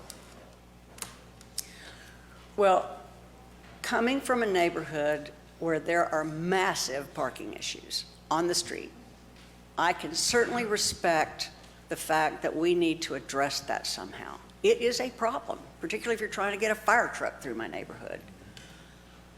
Yeah. I I'm sorry, I apologize. Go ahead. No, I didn't mean, I thought you were No, go finished, ahead. please. Just as an example of difficulty in sort of defining these things, the Texas Supreme Court, I don't know how many years ago it was now, it wasn't applicable to cities because it was a homeowners association case, not a municipal zoning case, but a homeowners association defined resident, it was a short-term rental issue, right? Can you short-term rent your house for a weekend? Is that okay in a single family, in a residential area? And the HOA said, well, you can't, because this is, all the homes are limited to residential use. And the Texas Supreme Court said residential use includes short-term rentals. And so we just never know where these definitions are going to take us. It's very difficult to define something and know how a court's going to interpret it. We know what our limitations are with respect to interpretations of family, and how those definitions get struck down left and right because they're too restrictive. But we do know that when we put an occupation limitation on a house, and we combine that with a reasonable accommodation process when somebody has a disability that necessitates a reasonable accommodation for a zoning restriction, that is the most defensible approach. The difficult policy question for the community is, what is that number? Is it, let's just take a standard 4-bedroom home with 4 closets within the home. You know, is that a family of 12? Can 12 people live there? Can 18 people live there? Can 20? Can only 6? Those are the difficult policy questions, and each community needs to struggle, and I use that word intentionally, struggle with that decision making on their own, because I'm city attorney for the city of Rollingwood and for the city of Westlake Hills. I don't know if you're familiar with them, but they're not going to have the same housing issues that the city of Bastrop is going to have. And so it was much easier for them to define what that looks like because of those issues. So it's a difficult process. It's not easy. If it was easy, as my father-in-law used to say, you could get it in a jar at the convenience store, but that's not what we're talking about. One last thing, and then I'll shut up. I'll try to, is, we've worked real hard the last couple of years to come up with solutions to problems that we had within the B3 code. That's kind of what started this whole, avalanche of creating a brand new code. If we had just gone in and fixed some of the things that were wrong, and maybe I'm wrong in assuming that that's what this required. Maybe it required a whole new code to fix everything that was wrong with the B3 code. I don't think so, but I know that there are a lot of people in this room that would disagree with me. I don't want to end up with the same situation where we've got something in here that we need to spend a little bit more time working on trying to come up with some language that will not be restrictive of families who want to have more children. And Sylvia, that's the only example I'm concerned about. I'm not concerned about anything else. I'm concerned about us dictating to families what they can do within their family as it relates to how many children they want to have. And I just think that we really need to take this one particular section and work on that language a little bit more before we pass the code. I know that it's like everybody like rolls their eyes when I say that because we've been laboring over this for so long, but I think that that's one thing that we could end up with a problem. Can I Can I say talk? something? Yeah, You go ahead, Heather. I was just going to say, we have to keep in mind that this is a living, breathing document, so we can make changes and start with this. It is a very good base. They have worked very, very hard to get to where they are. And we're talking about the people that live and breathe in this code every single day, and they decided that these were the things. They also heard the citizens, they heard us repeatedly, they heard the city council members repeatedly. I don't think that we should hold off. I don't disagree with you. I think setting a limitation of 10 for someone like Miss Serna, who said she had 8 kids, and I would be interested to see what workarounds we have when someone can say, hey, I have 8 kids. There's absolutely nothing wrong with that. But I don't think that we need to continue putting this off. We need to move forward with giving them the best tools to do their job on a daily basis. Thank you. Can I add to that? Yeah, go ahead. What we need to consider in this situation is the fact that we have worked on this for a couple of 2 years now, maybe 3, maybe 4, it's a bunch. But anyway, it is a living document, like she says. It can be changed. But a lot of people don't realize in this town that for every action, there's a reaction.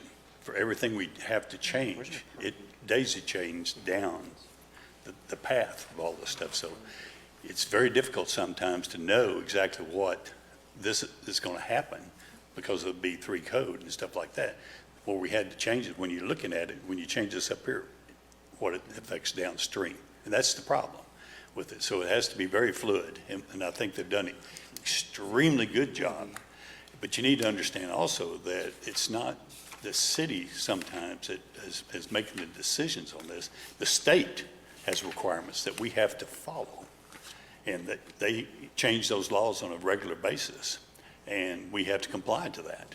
It's, it's federal, state, then city, county, it comes down back. And so this is a combination of all the requirements to meet, and it's been a lot of work to do, and they've done a good job, but everything can be tweaked as we go along. But you've got to start someplace and have a benchmark, and this is a very, very good benchmark. Got it. So I have one more question. If we pass the B3 code, what is this new code called? BDC. Bastrop Development Code. If we pass it tonight with the idea that we will immediately take up this issue in a follow-up meeting to try to modify the language of this particular section and possibly do some more research to figure out if there's another way to define this, or So what I hear tonight is that this is something we do want to go forward with. You're a recommending body to city council. Between now and city council, we can research and work with legals and get examples of other cities and identify some numbers, because I hear the concern is, again, the numbers that we're going to allow. So again, as suggest be recommendation that we as staff go forward and do some research before we take it to city council and give some different options on numbers, is what I'm hearing. Well, I think we have a way of doing that in updates 4B to where it's basically future development related items. I just want to where we change it. No, what I'm saying is y'all can make a recommendation to council, whatever that recommendation is, and if you want to make that part of that recommendation is that city staff goes back and do some research when we take it to city council to give them some more options on the number of individuals in the unit. I also want to thank the staff. I think you guys are incredible. I know you've been working on this on top of your normal work, and I want to commend how hard you've worked on this. You all are great. Robin, you have something to say? Yeah, I think this whole thing needs to be scrubbed. I think all the prohibited uses need to be gone. No, do we have any more comments on the restrictions on dwellings? Okay. If I'm going to be quite frank, I think the entire section needs to be scrapped. I don't think it's appropriate to have these restrictions on single-family dwellings, and to me, the only appropriate restriction in this section would be if we did want to have a limit per person, because going to college myself, I see why you would need to have restrictions on people in a house. Famously in Corpus, where I went to school at, we weren't allowed to have, well, I wasn't in a frat, but the school wasn't allowed to have frat houses. They were determined to be, and the way they got around it, they called them basically male brothels. So any house that had 6 or more males in a home was considered a male brothel. So that's how they struck that down, surprisingly enough. So funny story there, but it's just the whole section just feels HOA to me. We're looking at this and it's saying you're not allowed to display public view of any products, materials, motor vehicles, or personal property for sale. So if I have a truck I've been working on, which I've seen in downtown, and I'm tired of the project, or I mean, me personally, I pick up stuff all the time that I just don't, I start on and never finish. That's just, I guess that's a guy thing, right? If I want to put a for sale sign on it and put it in my driveway, I don't need the city telling me I can't do that. I don't see how that's a public nuisance. If I want to, Commissioner, yes, Lord, go ahead. Commissioner, I need to remind you that you're in fruit salad right now. Absolutely. Every rule comes with an associated regulation. So there are home occupancies, there are for sale things, there are things that you're going to be allowed to do. Yep. Codes are not single stream type rules. They're bifurcated throughout the entire code, and you have to jump from code to code in order to understand what size sign you can have when you want to sell that truck, et cetera, et cetera, et cetera. And I'll also remind the board that this is a recommendation to the city council. Yep. If the recommendation is approve the code, but strike out section number 10, that is absolutely something for the council to take up, because as legal just reminded, it is an absolute policy decision. The way it was written is if we need to go through enforcement at court. The likelihood of that, very, very, very singular. Oh yeah, absolutely. And I'm not saying toss the whole thing out. I'm just saying the section being thrown in outside of the code rodeos or the code reviews that we had with city council. This definitely would have got brought up and talked about and discussed further. And I just don't think it's appropriate to throw it in last minute like this. And my recommendation would be to have section 1402.005 removed and reviewed to be later further implemented, but go ahead and move forward with everything else, because we can always put it in after the fact. It doesn't need to go in right away. We definitely need to have some time and talk about that, because like I said, it just feels like these ordinances or these codes are basically HOA policies, and I don't want the city to be an HOA. I want the city to be a city and to protect our downtown, but not be nitpicking the fact that we're saying that someone can't have an estate sale. Well, we're not saying that someone can't have an estate sale, but we're saying the city can tell you you can or can't have an estate sale, or you can't sell a vehicle, or you can't have a family of 8. And I'm just like looking at this. So just to revisit the how many people you're allowed to have in your dwelling unit by square footage. I just saw in my train of thought, a 2-bedroom home, you should at least be able to have 4 people, right? Well, there's several historic 2-bedroom homes for rent and for sale that are under 1,000 square foot. So based on this code, you're saying I can only have 3 people in that home when my wife and I and my 2 kids could live comfortably in a 2-bedroom home if we wanted to. I think that there's a lot to be considered there. It's not what this code says. Of course. That is not what this code says. But that's what it does, right? And we're looking at the unintended consequences of a code. And I know that's not the intention, but there's always unintended consequences of something when you throw it out and it's brand new and you have to tweak it. I just think there's a lot in this particular section that just shouldn't be here, and it's in our recommendation board. I think we should recommend to have it removed and reviewed for a later time, but go ahead and move forward with the rest of the code. Now, really quick, does anyone else have any questions about anything else? Sylvia, I've talked to a lot of people in town. There's been one question that's popped up very frequently, and I would like for you to address to everybody tonight. how does this new code address and provide and protect park space and green space for the city? It's come up a lot, and I couldn't point to an exact spot to show them. Well, so it's not actually in this code, it's in the associated plating ordinance, and you guys have approved several sections of that code that require certain acreage be dedicated when a subdivision is coming online. Additionally, in this code that you're getting, there are credits for folks who are going to dedicate parkland. We give density credits for cluster developments. So we're exacting more. In this code also is the park enrichment fee and park dedication fee. So they're contributing more to parks. They're paying more for the swings and upkeep of the parks. We're getting more acreage, and we've given an option on how to protect park space. Where's the park enrichment fee again? Do you know what section that was?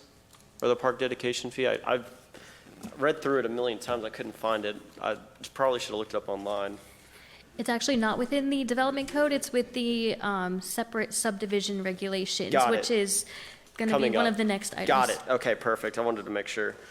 And then, what Mr. Crouch said, the zoning on 21 near 95, did we want to keep that rural So again, residential? let me clarify that deal is what we did, we can't legally just change the map.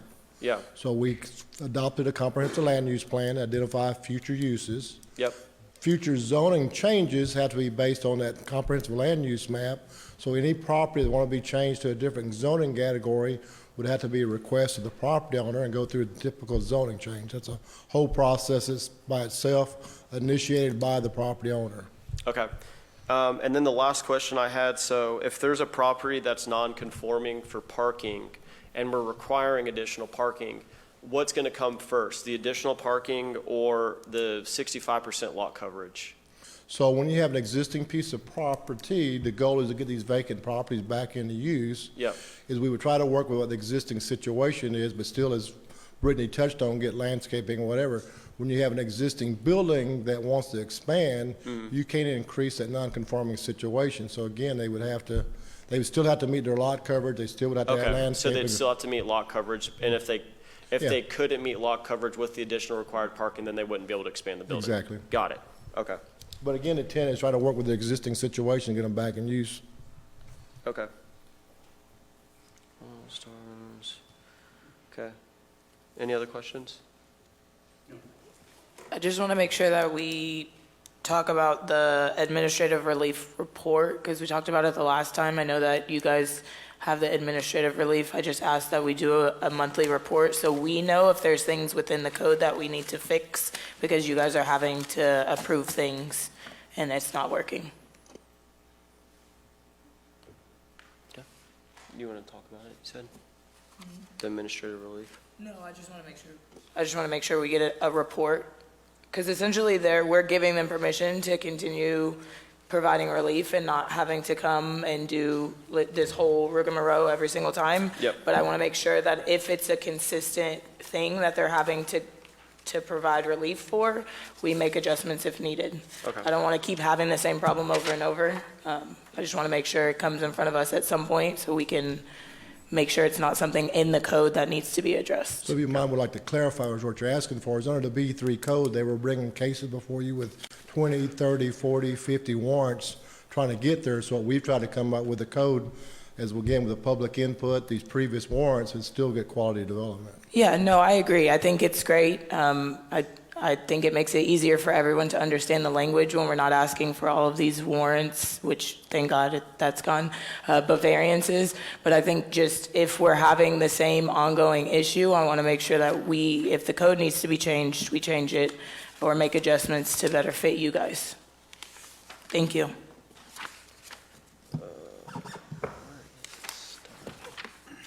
Okay. Any questions or anything else? I guess we ought to, how we're going to do this with regards to pulling this out. I don't think it's necessary for us to actually pull it out. We can just tell our recommendation to have them work on it before it gets to the city council. I mean. And if I you know, can, in Mr. the- Moss and legal and civic help me, My understanding is the document you have before you tonight, it still has to go to city council based on its existing format.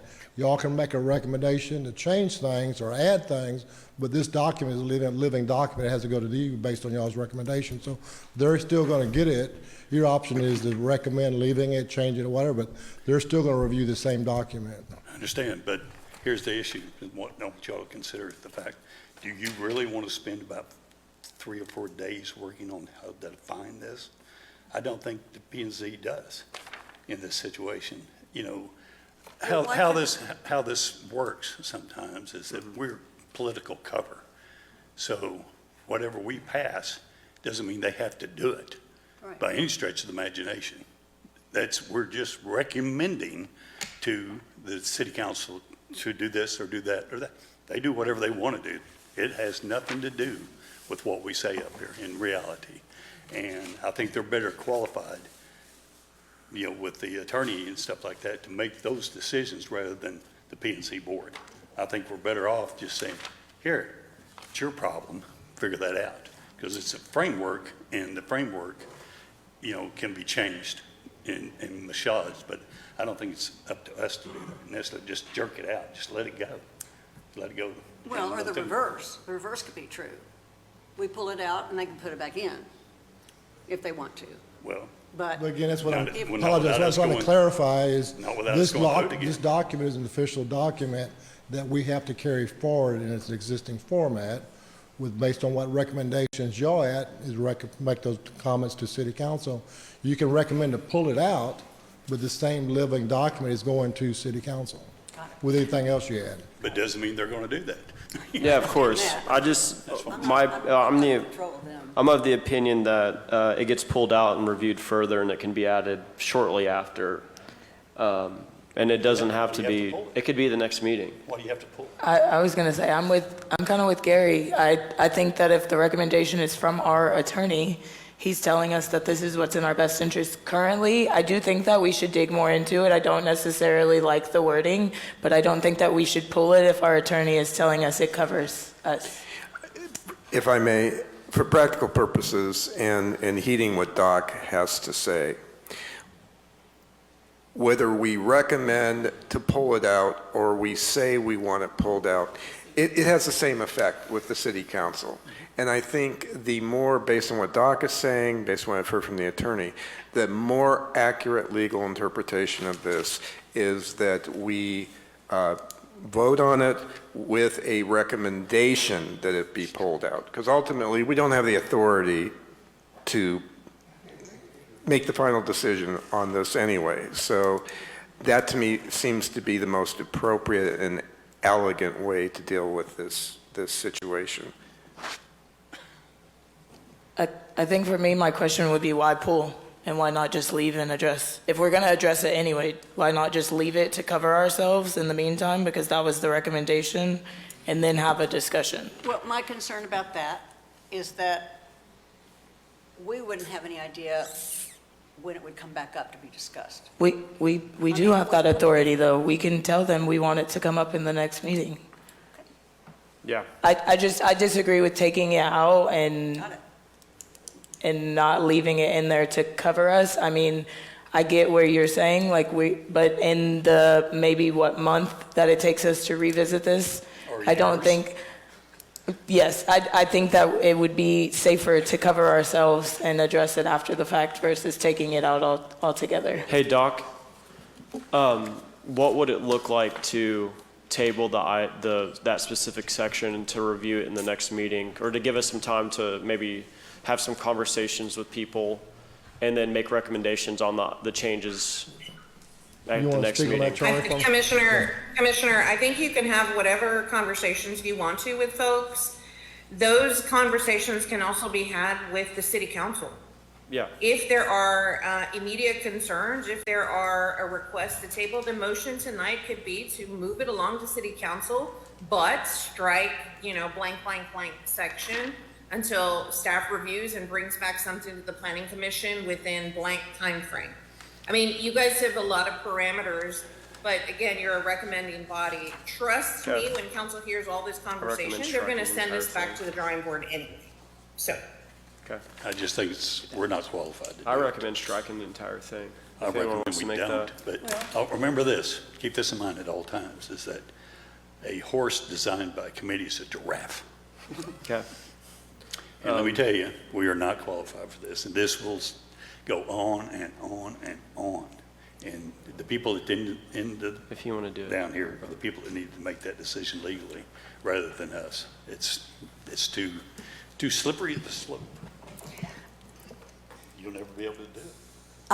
I'd like to make a motion and hope that my dear colleague sitting next to me doesn't punch me out. I would like to propose that we pass the draft of the B3 code that's been presented. So let's see here. Act on the recommendation to the City Council to repeal the Bastrop Building Block Code, current Unified Development Code, and adopt the Bastrop Building Code BDC as shown in Exhibit A, and to move that include on March 24th City Council meeting for the first reading. But I would like to recommend to the City Council that we and the city staff that we strike. What the hell is that section? That we strike section It's section 14. 14 now. 140205. 140205. Do we have a second? Okay. Motion fails. Do we have another motion? I'd like to make a motion. Where'd it go? Okay, here we go. Okay. I want to make a motion that we make a recommendation to the City Council to repeal the Bastrop Building Code, currently Unified Development Code, and adopt the Bastrop Development Code BDC as shown in Exhibit A, and move to include on March 24th, 2026, the City Council meeting for the first reading. And with relationship to item 14, have it reviewed by the city and another round of review by the city and recommendation to the City Council. Second, with a request to bring section 14.02.005 restrictions on dwellings up in our next meeting. You could even give us a timeline for which to bring that back if you'd like. I'd like to discuss it in our next meeting. Hang on a second. There's a motion on the table. Yeah, she amended the motion, so She's amending your motion. do we have a second to the motion amendment, right? I have to do that, I believe that. Attorney? Yeah, well, I'm not a parliamentarian, I'm a lawyer, but. She can make a recommendation to amend the motion, correct? I didn't hear a second on the original motion. I second, and then I can save my request. I'll table my request and revisit. Second. Okay. Could you call the roll, please? Yes. Christopher Toth. Yes. Heather Green. Yes. Keith Alborn. Yes. Gary Moss. Yes. Patrice Parsons. No. Jordan Scott. No. Thank you. All right. Actually, wait, yes, it was 3 in favor and 2 against. Yes. Okay. 4 in favor, 2 Oh, against. sorry. Okay, got it. Can I make a request? I think it's too late to amend it. Can I make a motion to revisit section 14.02.005 restrictions on dwellings during our next meeting? Do we have a second? A second. Okay. Could you call the roll on that, please? Yes, Christopher Toth. I'm going to abstain because I don't feel I can completely understand what the significance of that is. Sorry for being dense on that, but I abstain. Okay. Heather Green. Yes. Keith Alborn. Yes. Gary Moss. No. Patrice Parsons. Yes. Jordan Scott. Yes. Thank you. So if we do revisit it at the next meeting, we can make recommendations, because I'm assuming that the city council meeting will happen in between this meeting and the next meeting about this item, and then we could revisit it maybe with their changes, and then either say yay or nay to if we want to amend or make recommendations on changing anything further. Well, you need to understand something. We are an advisory board. Of course. We just make a recommendation. Yeah, we're just You making make recommendations. You can do that all day That's all long. we're doing, yeah. That's all I'm saying, but it's up to them to pass. Yeah, we'll just talk about it. Maybe we'll say, hey, they fixed it, everything looks good, nothing to say here. So, okay, we'll go ahead and move on to item 3G. I would like to say one more thing. When do we make recommendations to the council? When do you call for that? When does somebody say, I guess have one thing to say to the council about something? Through our motions. So, through our motions, we can motion to recommend You could add to the. Yeah, okay. to the Okay, council. got it. So, Is it time to do that now, or should we wait? Okay. no. We'll go ahead and move on to item 3G. bad. Conduct a public hearing, consider an act on the recommendation to approve a comprehensive amendment to the official zoning map as shown in Exhibit A, and move to include on the March 24th, 2026 City Council meeting for a first reading.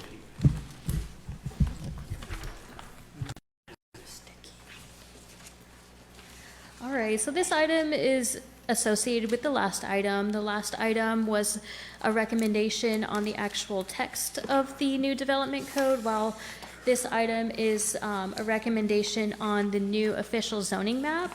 So of course, since we are transitioning from place types to traditional zoning districts, we need to change the map and the names of the zoning districts on the map. But what we didn't do is go out and individually pick properties and decide to rezone them something else. We kept them zoned the same category. So for example, if you were previously zoned P3 neighborhood, you're going to transition directly to single family, low density. If you're previously zoned P4 mix, you would transition to the mixed use new zoning category, and so on. The only exception to that are the city-owned parks and city-owned floodplain, which we are proposing to rezone to parks and open space when they were previously actually zoned mostly as civic. So that's the only exception to that rule. Here is our previous place type map. And then here's the proposed new zoning map. And then this new zoning map also includes the official designation of our zoning overlays, which include that 1832 district, our Main Street Program district, and the National District downtown. And I'm happy to answer any questions. I don't think we have any. We can go ahead and move on to the public hearing. Okay, I'm going to go ahead and open the public hearing for item 3G. First up to speak, I have Pablo Serna. Name, address, and you have 3 minutes, sir. Okay, thank you. Pablo Serna, 104 Hill Street, Bastrop, Texas. Before I start the clock. I want to say you are qualified. Just by sitting where you're at, you are citizens of this city. You were put there by the mayor. You represent us. This is the process. This is the democratic process. Please never feel like your word doesn't matter. Say whatever you think. Make your recommendations known to the city council. They'll work it out, like Gary said. They'll work it out, but they need to hear from you. You heard it from a lot of people today. You need to pass that along. So that's, and with all due respect to the lawyer, I mean, he's got a role too, but he doesn't live here. You do. Regarding the zoning map, as Doc mentioned, that zoning along State Highway 21, as Jimmy brought up, going from up to the trailer park, coming out back down to that side of that where the Kentucky's is, that went through the comprehensive land development, right? The future land use map discussion, comprehensive master plan. We had that a few months back. We spent a lot of time talking about it. Councilmember Myers was there, and she brought it up as well. So that was kind of worked out, and that future land use map went through the way you see it right in front of you. This really is not a chance to change it in any way. You can raise concern about it, But it's just the vehicle for changing that back is going to be through that process. And then the last thing I'll say is about how do you regulate occupants? It's simple. It's an occupant load factor. There is actually an occupant load factor for residential structures in the IBC for place types R1, R2, and R3. I put them on that piece of paper. It's 1 to 200. That's for federal housing, but you can adopt that and say for federal housing, we can adopt that for public housing or for private housing. That's a reasonable thing to do. To say you can't, I mean, that's just a big house, isn't it? If you have 10 people and you're using a 1 to 200, that's a ratio. You have a bigger house, you can put more people in it. If you have a smaller house, obviously that's where it gets a little tricky. But a lot of people, we had, as my wife mentioned, at one point, we had 9 people in our house. And it was tight, but there were bunk beds. We made do. We all made it. We got fine. Us 8 kids are growing up. 2 of them are still. One's graduated from Bastrop High School this year. So it can work. Please don't do that. Please don't try to tell people how many kids they can have by doing what you're doing. Okay? If you want to do it the right way, stick to the code. The code covers that. Occupant load factor. Thank you. Thank you. Jimmy, did you want to speak on this item again? You spoke on the last. I already mentioned that Highway 21. Okay, I just wanted to make sure because you officially signed up for this item. Thank you. Okay. Is there anyone else that would like to speak on item 3G?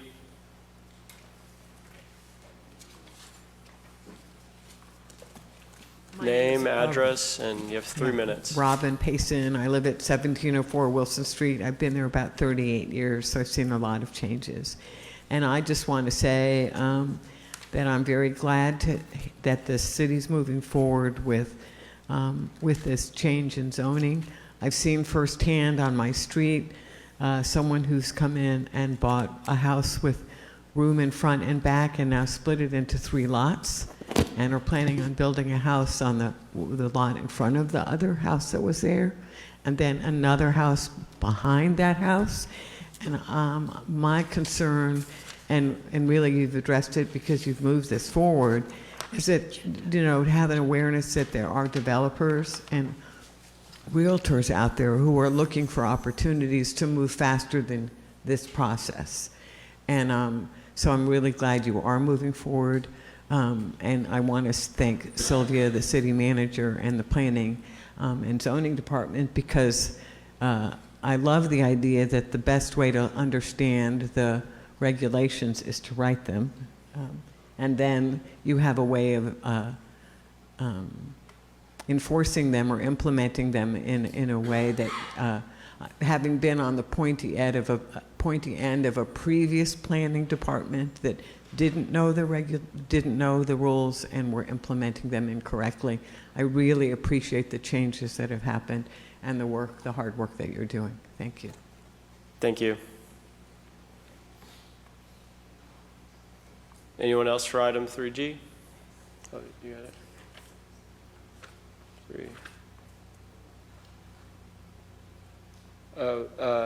3F had already passed. Okay. Oh, does not wish to speak. So this was, is it okay if I read this? This was for 3F. It was, okay, let's see, also implications. Okay, recorded, Kelly Martin wanted to record their opposition to item 3F. Okay. If we don't have anyone else for 3G, I'm going to go ahead and close the public hearing for 3G. Do we have any questions about the comprehensive amendment to the official zoning map?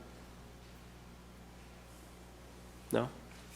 Do we have a recommendation or a motion? Hello. Who are you? I'm the recommendation guy, I guess. I do make a recommendation to forward this to the city of Could you say council. motion? Could you say motion, please? I'm sorry? Can you say you're making a motion? Making a motion. Okay. To recommend. Yep. Thought I said that, I'm sorry. To the city council to adopt the comprehensive zoning map attached amendment as shown in Exhibit A and move to include on the March 24th, 2026 City Council meeting for the first reading. Okay. Do we have a second? I second.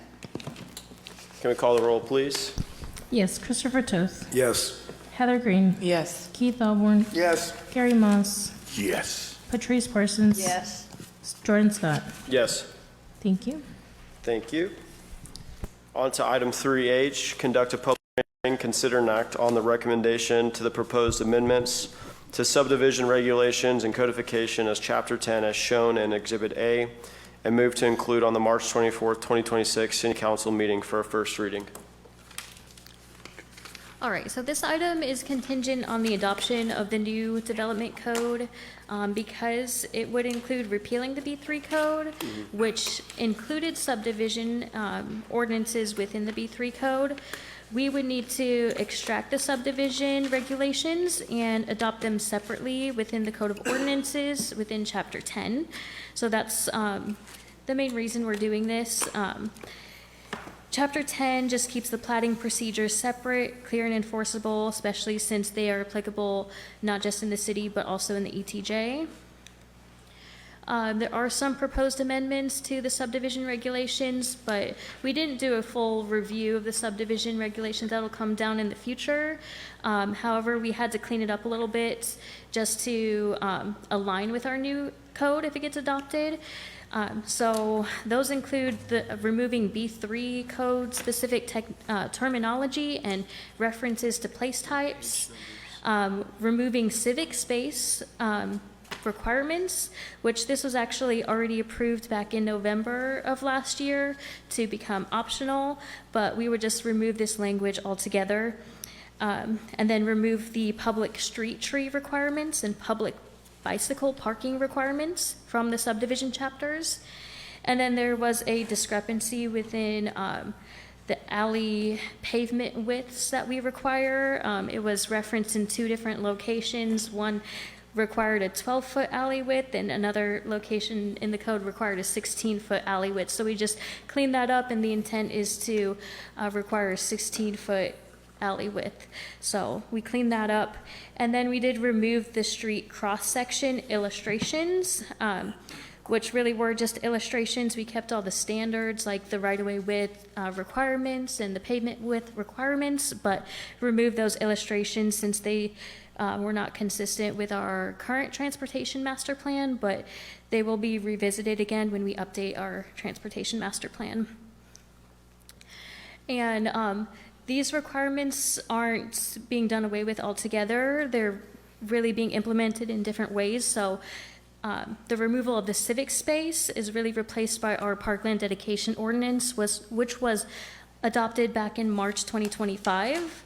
And then the new Bastrop Development Code parking standards contain on-site bicycle parking requirements, so just moved out of the subdivision chapters. The new Bastrop Development Code on-site landscaping and frontage landscaping requirements replaces the public street tree provisions. And again, we'll revisit the street cross-sections when we update the TMP. Everything else is not changing. We still keep the plat types and the review steps. The plat submittal checklist stays the same. All of the procedures for submittal and timelines remain the same. But we do plan in the future to do a more comprehensive review of the subdivision regulations and update them based off of best practices today and engineering standards, but that will come at a later time. And that's all that I have. We're happy to answer any questions. Awesome. I'm going to go ahead and move to the public hearing and then questions after if you all have any. I'm going to open the public hearing for item 3H. Do we have anyone that would like to speak on this item? Okay. If we don't have anyone that would like to speak on this, I'll close the public hearing for item 3H. Do we have any questions? Okay. Do we have a motion? I'll make a motion to pass on the recommendation to the City Council to adopt the proposed amendments to subdivision regulations and codification as Chapter 10 as shown in Exhibit A and move to include on March 24th, 2026, the city council meeting for the first reading. Second. Call the roll, please. Christopher Toth. Yes. Heather Green. Yes. Keith Alborn. Yes. Gary Moss. Yes. Patrice Parsons. Jordan Scott. Yes. Thank you. Thank you. Let's go ahead and move to the updates. Mr. Duck.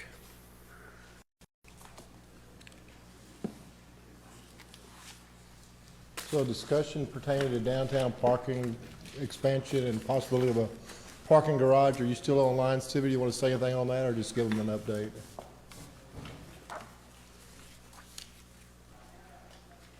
So basically what the city's doing, we're looking at to keep our downtown vital with all the new growth that's going on is identifying areas to build a parking garage with, again, the intent, it's not going to be a typical parking garage where it just looks like a parking garage. The goal is with it being an historical district to blend in. So that's just a process we're working through, try to provide additional parking to continue to assist our businesses downtown. So y'all seen where the council looked at buying a house.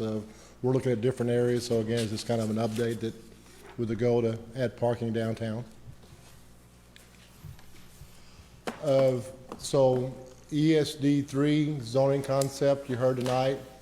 We'll go to City Council, again, your recommended body, first reading. April 14th will be the second reading on that. The Pine Creek warrant is March 10th, 2026.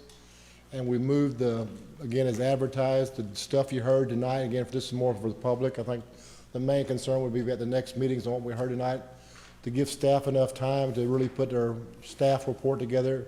The stuff you heard tonight on the zoning map and stuff will be March 24th and April 14th. So this, again, for public information, anybody that wants to come back and be part of the meetings that are related to the zoning stuff, those are your two council dates.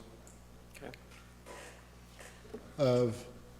Monthly volume report, I'll be quick for sake of time, nothing really big on those. We have, again, you heard most tonight, you have Pine Creek Senior Living that we're working through on Lovers Lane. You have Zavotny, which is an existing food court that was approved a while back we're working through. Public storage, change ownership for a CO. The health is up here on the hill on 71 past QT, where existing business we work with on CO. We all know whoever does Starbucks did a quick remodel of their building. First Assembly God did a little commercial remodel. And we had a tenant finish out so the bottom one's a future tenant finish out for the nail salon in Sendero, which is the one west of the mini storages. Planning stuff is pretty well what you heard tonight is Pine Creek Senior Living, funeral home. These were verification letters, so pretty straightforward stuff. No really new stuff, but y'all have seen Longhorn Steakhouse has been opened. The problem is getting into it. Sprouts is getting real close. PetSmart's getting closer too. This is Burleson Crossing East, so you have Burleson Crossing West where Lowe's is. You have Burleson Crossing East where the steakhouse is. There's a First Watch restaurant on one end, a dentist on the other end, the other shelf. So he's pretty well filled up with tenants. And what you see now on along 71 Access Road is the first half of that, what was a planned development district. So Summit Drive goes to there, and he's going to be coming forward with his second phases, and y'all will be seeing plats and stuff for that, possibly. Building, again, is pretty straightforward, nothing really exciting other than what I just touched on. One thing I do want to touch on as kind of an update is this is something with partnership that's ongoing, growing, is we're working real close with the EDC, developers, et cetera. Part of this code rewrite, we're going to have a community meeting kind of back when we had the V3 codes, is get the developers, the architects, engineers involved, be sure they're all up to speed with what we're doing. This is a partnership we're doing with EDC. Why, come visit with City Hall before you buy something or you want to do something. And again, on the questions that came up tonight on what we're doing, at any time, please come see us, because I heard some concerns on a piece of property on 95, some of the zoning stuff. And so please come see us anytime. We're at the back door here. So if there's any questions on new stuff or changes were made, please, come see us. And some of the people in the audience have done that. They just want to understand what we're doing. And then, I did also want to remind y'all, the boards and commissions training is on March 9th from 6 to 8. It is at the convention center. I will be sending out an email as well. Just wanted to put it out there as well today. Thank you for being on top of that. All right. I got a question, Doc. Gary, you got a question, Gary? I'm sorry. With regards to permitting and business in general, is it up, down, flat? It's always up and down. It's just always a transition. You gotta get plats to get zone permitting and stuff. But again, what we're seeing in Barson Cross and East, the developer's doing a good job in there, filling those buildings up. I mean, you know, he booked stuff. The second phase is gonna be some major development. You know, again, the economy, D.R. Horton is applying. They're applying for about 10 permits again a week. So you kind of have that after Christmas lull when now they're ramping up for their summer real estate and realty. Everybody's looking at summertime, moving stuff more. So the commercial is doing good, and it's that vicious circle. You want businesses for rooftops. You want the rooftops for business. And again, I'm excited to see how good Longhorn's doing. And, you know, when these other restaurants open up, and again, you see those new quality restaurants, you also got people that want to live here. All right. You don't see anything unusual, though? No, it's what, I mean, if you want to touch on it as a realtor, George, what your thoughts are? Yeah. Quick question. Is that just a parking lot or is that two-story? Do what? The parking lot. So the goal is, again, to match really historical downtown. You want to really recognize the goal was the first floor to be retail, and then the second next two levels be parking. 2 levels, so you have a 3-story facility. With kind of a third two, yes, sir. Okay. With the first floor really being retail. Thank But again, it's not going to be a typical, just ugly concrete parking garage. It's going to blend in with downtown. What's the status of the bridge? Andres, you back here still? You want to touch on the bridge, Andres? Bridge?